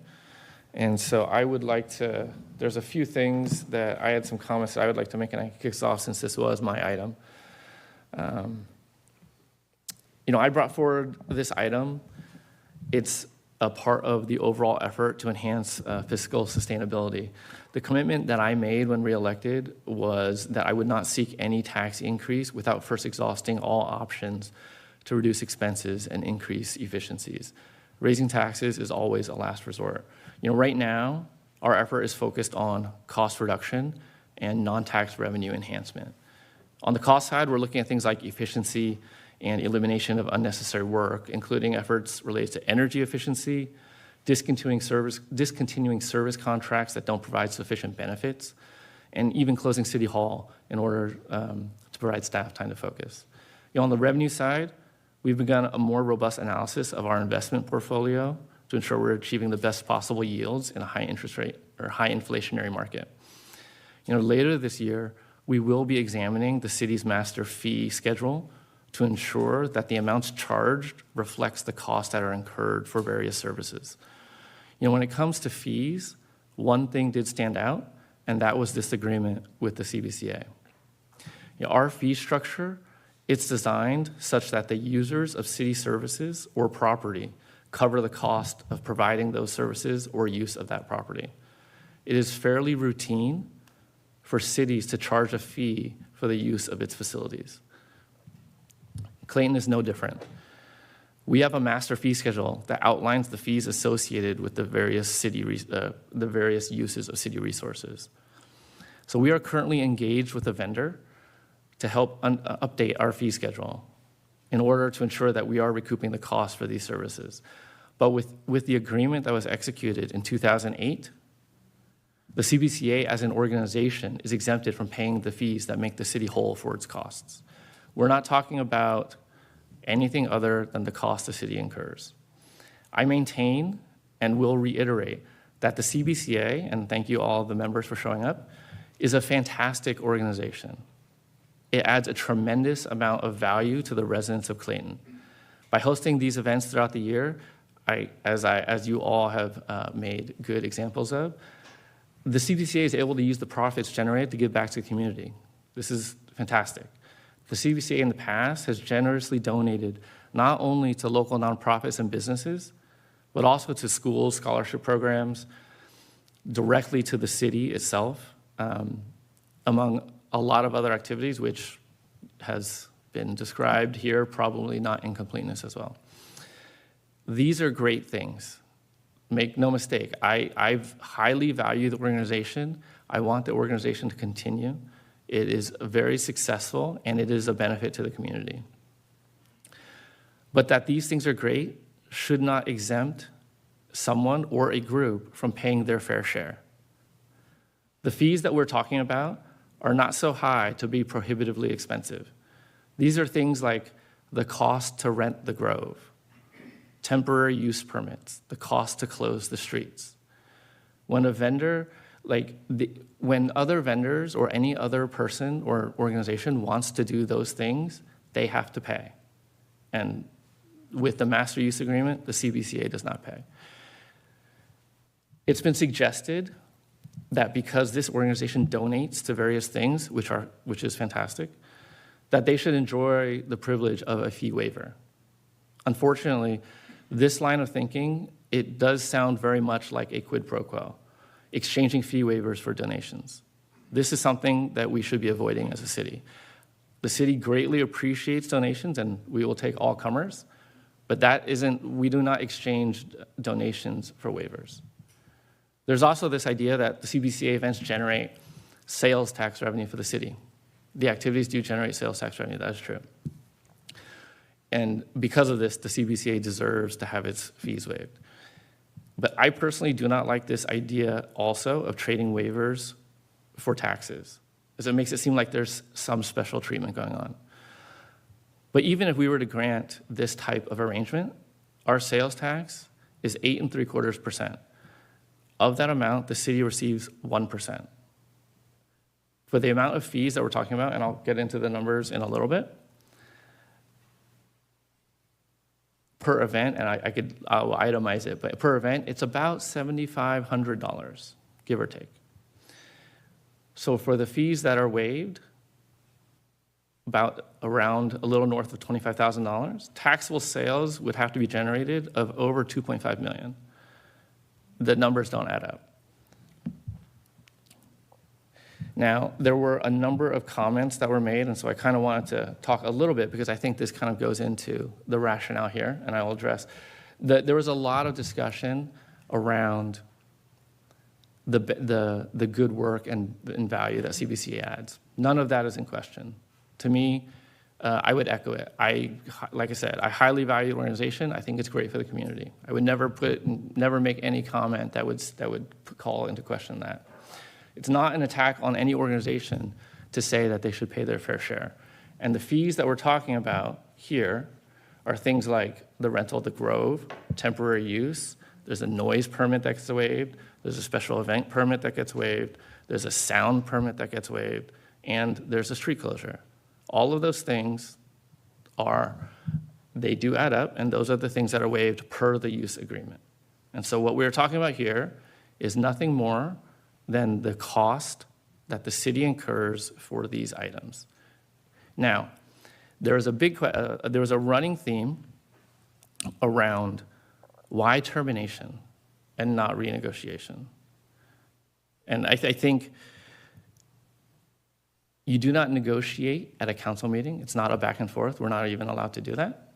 So what I would suggest, if there is a desire to have an agreement in place, which I think is a great idea because of the relationship with the city and CBCA, when I brought this forward, I said, we need to terminate this agreement, and if the organization is amicable to renegotiating or creating a new agreement that does continue the streamlining of work while still ensuring that the city recoups its costs, then that would be a great idea. So that is the basis for that, and so I would turn it over to my fellow council members if they have any other comment or items to discuss. Thanks. I want to get back to my original point when I started this conversation. If you had an itemized list for discussion of what exactly the fees that you felt were important or being waived on behalf of, and then which should be due or should be paid by CBCA, that should be put in the agenda. I would like to see a line item. You say $25,000 waived, including the rental of Grove. The Grove is not used for most of those events. It's open for anybody in the public to use. So the fact that you want to add that fee on top of that, it seems a little not appropriate. It's excessive. So I think if you're going to put a number out there saying that they're not paying their fees, as I said at the beginning of the meeting, you need to put down a very clear idea of what the fees are you feel are not being paid so everybody in this room can see it. Now, the other thing you're not taking into account is what is the benefit of CBCA from a financial standpoint? Because I think you need to look at it from two standpoints. What do you think they should be paying versus what we're actually getting in return? We don't have a public PR department. We don't have somebody who does social media and marketing for us. They essentially act as our PR department, and they do it for free. They get hundreds and thousands of people coming in, and I can't tell you how many people I've met who have moved to Clayton because they have been to these events, and they can bring their kids to them. How do you put a dollar value on that? So if you're going to put together a financial analysis of what they're not paying, also include a financial analysis of what they are paying. So we can look at left and right and have the data to make an appropriate decision. Now let's get back to the actual decision itself. The decision itself should not be had until we have a master conversation about our finances, as we are about to do in the coming months relative to our budget. You have said there is an unsustainable budget. We need to evaluate revenue generation as well as cost cutting. That master conversation around both those has not been had yet. So to arbitrarily start with the CBCA, not only last meeting, but this meeting too, as a backbone of creating revenue for the city, it's not particularly good energy for our community. And we should wait till we have the master conversation first before getting into how the CBCA could potentially add more to our coffers. That's my take.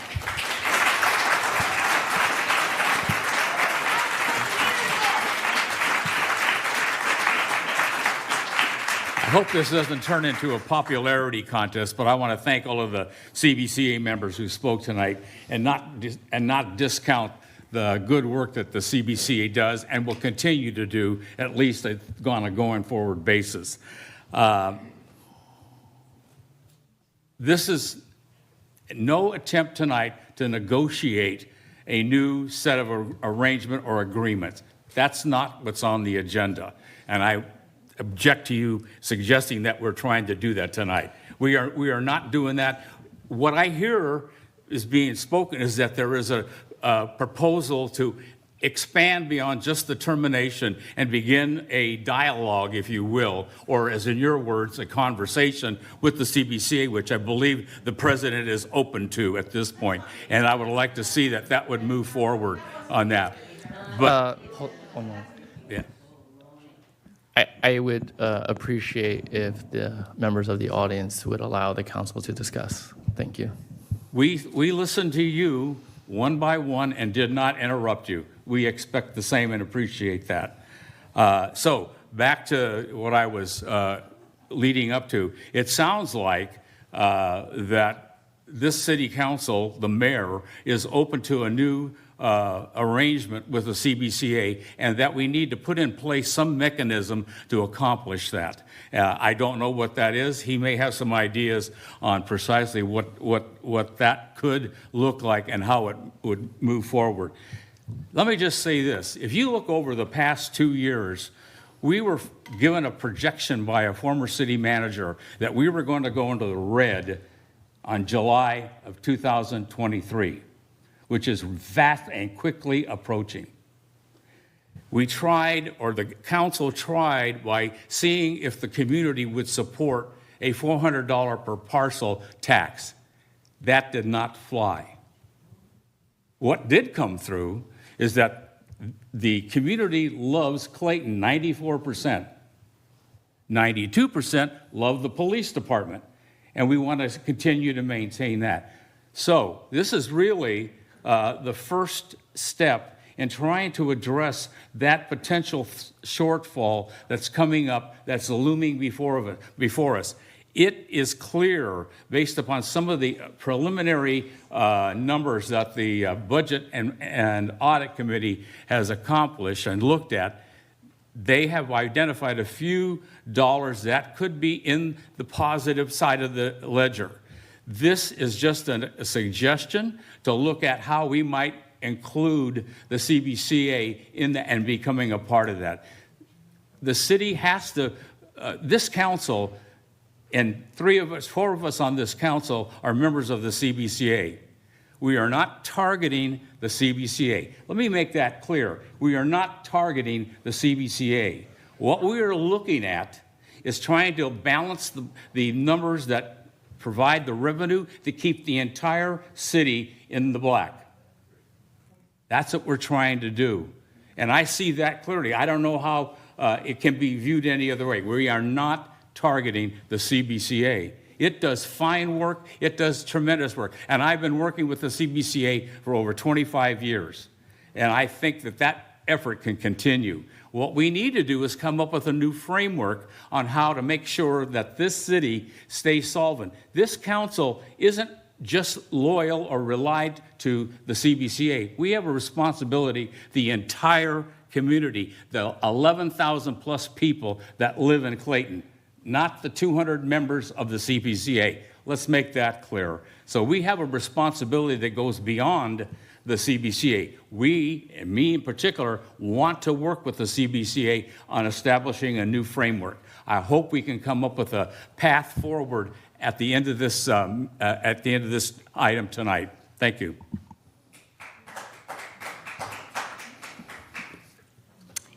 Well, I just want to say that I, too, was a little surprised to see the word just termination on our agenda, because I am hoping that it's about termination and renegotiation.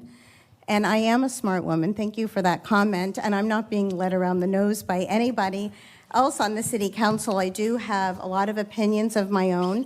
I'm a proud member of the CBCA, as is my husband. and we do volunteer for the organization, and I think it does incredible things, but there should never be any special favors for one organization over the other. And some of the invoicing that I've seen, Councilmember Cloven, I know you were on this email, Raina sent this to us, there was not sufficient compensation for Oktoberfest. There was a blank spot on the invoice for maintenance. So I don't think we're being adequately compensated for our city services. And that could also, let me finish, administration costs, permitting. That's great that you came in to talk about insurance, but that really isn't a negotiation about a contract that's been in place that really does favor one organization over another. And so I just want to say a couple of other points that, again, I've negotiated dozens and dozens of contracts in my lifetime, and you must always look at your current contracts and see where there is room for improvement. So I think this is, termination bothered me as well, but it's time to sit at the table and negotiate something that's fair for all parties involved, including the citizens of this community, because our citizens and our residents should never be subsidizing anything. We should exhaust, as Mayor Wan said, all possibilities before we ask the citizens to pay more in this community. And we are going into a goal-setting session on Monday, and we are going into a mid-year budget review in April. And so I think the timing is actually perfect. It's not going to affect Art and Wine, and it may affect other future events, but let's come to the table and negotiate something that's fair to all parties. Thank you. One other comment that I'd like to make. When we talk about costs, it sounds like we're only talking about staff time costs, and when we streamline or have one permitting or one application, it reduces staff costs. But there's multiple things that need to be accommodated for. The use of facilities creates an amount of wear. It just does. The city needs to pay for the update of those things, and there's a cost to that. If the organizations who sponsor the events do not pay for those things, then the city pays. And so what we're talking about are what I would say, ultimately, each person can judge for themselves what the magnitude of those costs would be with respect to the total. But if the events are generating whatever they happen to generate, you probably know a lot better than me. And the costs we're talking about are a small fraction of that make the city whole for their costs. That, to me, is the fair share. And so as long as we can arrange something that covers costs, that is a much more equitable arrangement between the city and the organization. And that's really the onus for that. Now, I would suggest we do have, there is a 60-day requirement on this agreement. But I think what I would suggest is that we make, if we were to move forward, that we make it effective July 1st. I think that what that does is it doesn't affect things in flight. It aligns with the city's fiscal year, and it will be after such time that we will get more information from the vendor that we have engaged to do our master fee study. By doing all of those things in conjunction, we could incorporate any changes into our next year's budget. And plus, it also gives us plenty of time to have further discussion. So that would be my suggestion. And then we would have the time necessary to do that discussion for any new framework that ensures that the city is recouping its costs. So thank you, Councilmember Tripiano, for reminding me that there were some holes in the invoice, but that wasn't the CBCA's fault. That was the city's fault for not giving him all the cost, if I understand that. And I don't believe there's ever been a choice where the CBCA has not paid us what they were asked to pay. When given invoices, I believe they've paid it consistently and timely. So it's not a matter of them not paying their invoices. It's a matter of the city staff being overworked and not being able to get the invoices to them to pay. So that's number one. The second thing I'd like to point out is, yes, I'd agree there is wear and tear on certain things that should be recouped. But until you put a spreadsheet in front of me that shows me what the fees you are asking for and what the wear and tear costs are that we are trying to recoup, so I can actually see the value which you're actually asking for, I'm not in a position where I desire to terminate anything. I want to see the data. I want to see both the plus and the negative side of the ledger so I can have an informed business decision, because this is not informed right now. This is all about emotion. And I'm sorry, I want the data.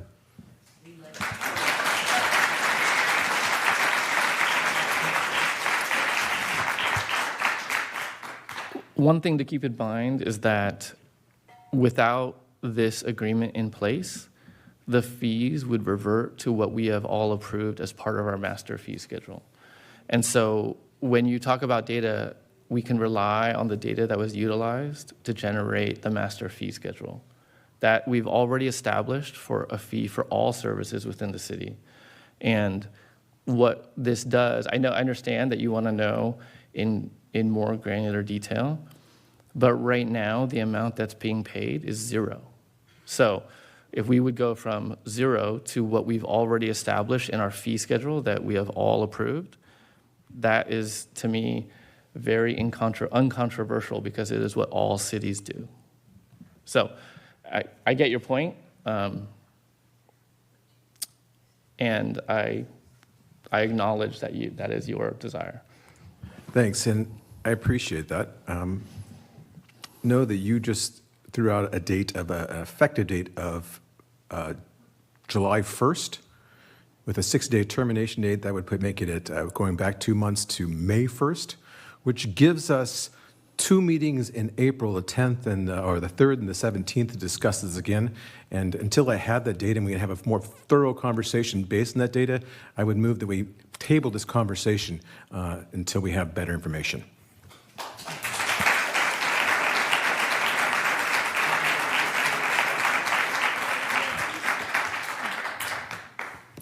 And I just have one comment. So, and maybe this is a question for the staff. If we neglected to properly bill the CBCA for services, maybe we didn't realize that we didn't do that, and then were we compensated at a later date when the invoice was received, and the CBCA realized that something was left blank? Thank you, Director Ayers. So the CBCA did pay what they were invoiced for. The gap that I think you're speaking to with respect to, I think it was Oktoberfest and the maintenance costs, that was because there was an error on staff time as far as how staff time was billed. And the time was not charged from the maintenance staff, so there was no backup to justify charging them for that amount. They did the hourly rates, the hourly time, the overtime from the police department was charged, but there was an oversight on the maintenance employee billing, if that makes sense. Their hours were not put into the timesheet correctly. And so we did not invoice them because we didn't have the backup. Okay, so we weren't compensated for the maintenance time because the time cards were not recorded correctly. Correct. Thank you. Yeah, and I don't think there's any implication that the CBCA did not pay what was invoiced. I think that's very clear that they do, so.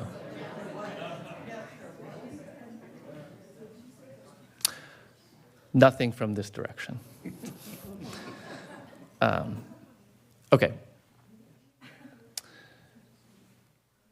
So, is there anything else that you would like to discuss? Well, if, as you've just suggested, that we target the so-called termination, which, by the way, is not the mayor's language, that's the legal information that we got from our legal side of the city, okay? That's the legal termination is the word, okay?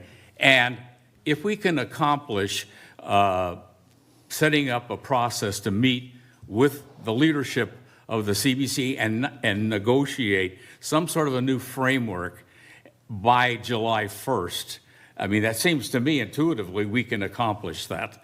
And I know that we can get the numbers that are being tossed around here, which we don't have. Admittedly, we don't have them. But what we do have is that if we don't take action, then we could go into deficit on or about July 1st.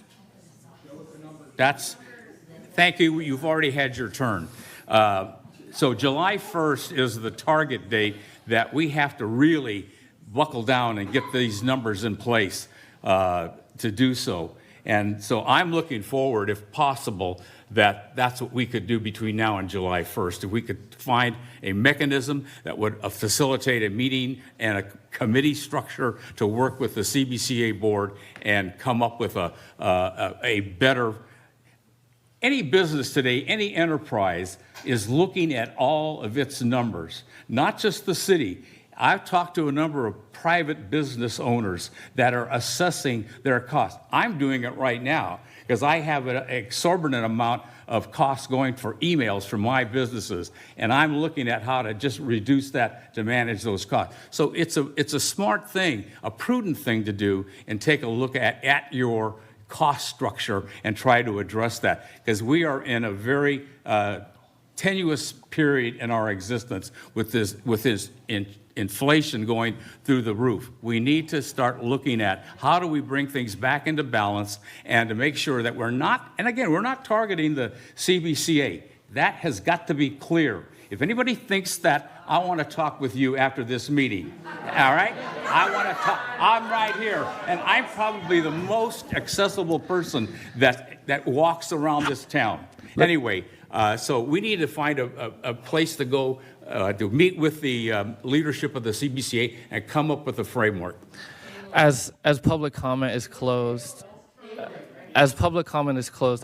maybe we don't want to invite them to speak with us directly now, but after the meeting. I'll be happy to hear that. So then I would make a motion that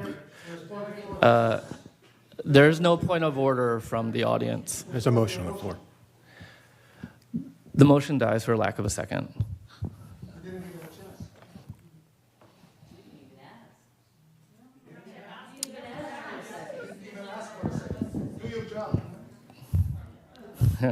All right.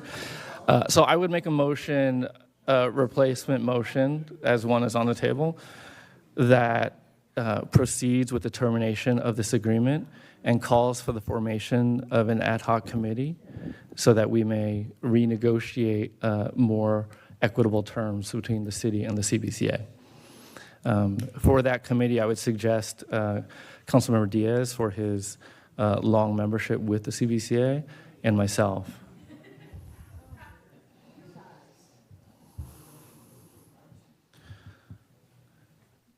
I second it. Of course you do. Janet, would you please call the roll? Councilmember Trupiano, Yes. Councilmember Cloven,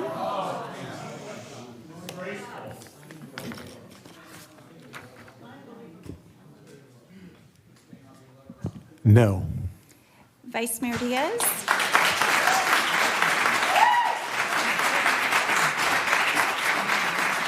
Yes. and Mayor Juan. Aye. And with that, the motion passes. I will move to item 9. This is council items for future requests for future meetings.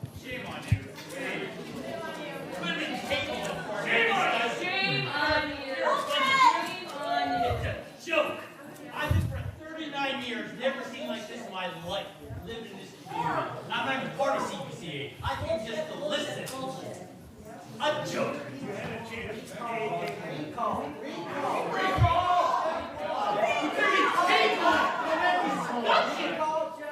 Unreal. Never in my life. 39 years, all the council. Never in my life. Disgraceful for this community of Clayton. You're a laughing stock of California. Been married for 4 months, dude. All right, item number 9. Any items for future discussion? Yes, I'd like to put on the agenda for future discussion the ability to put something on an agenda in the future only if it's time sensitive and urgent. And it has to be announced at Can we clear the room if they're not, if not, they're going to be quiet? during item 10, during the item for future actions. And that includes the mayor, includes all of us. That's been policy. I want to revisit that policy that anything that goes on the agenda has to be discussed in public before it actually gets put on the agenda.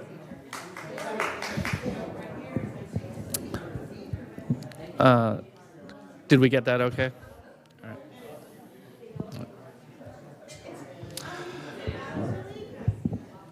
I want a chance to bang the hammer. Okay.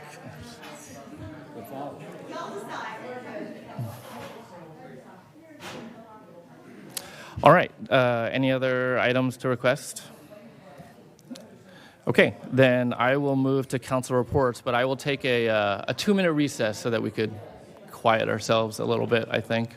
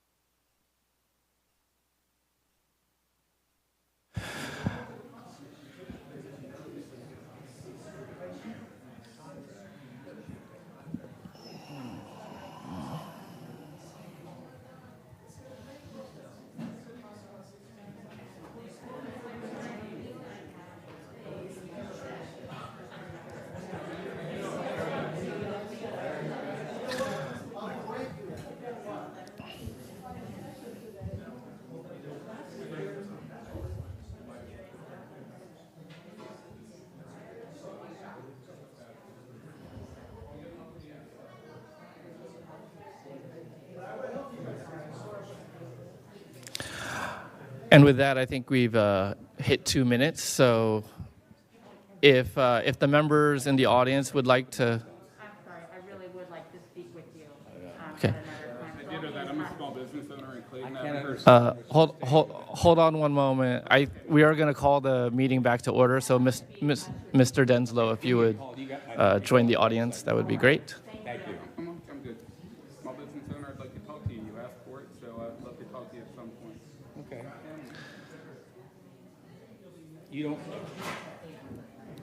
So for those that are choosing to remain, we are going to bring the meeting back to order. So if you could either take a seat or exit, one of those is fine.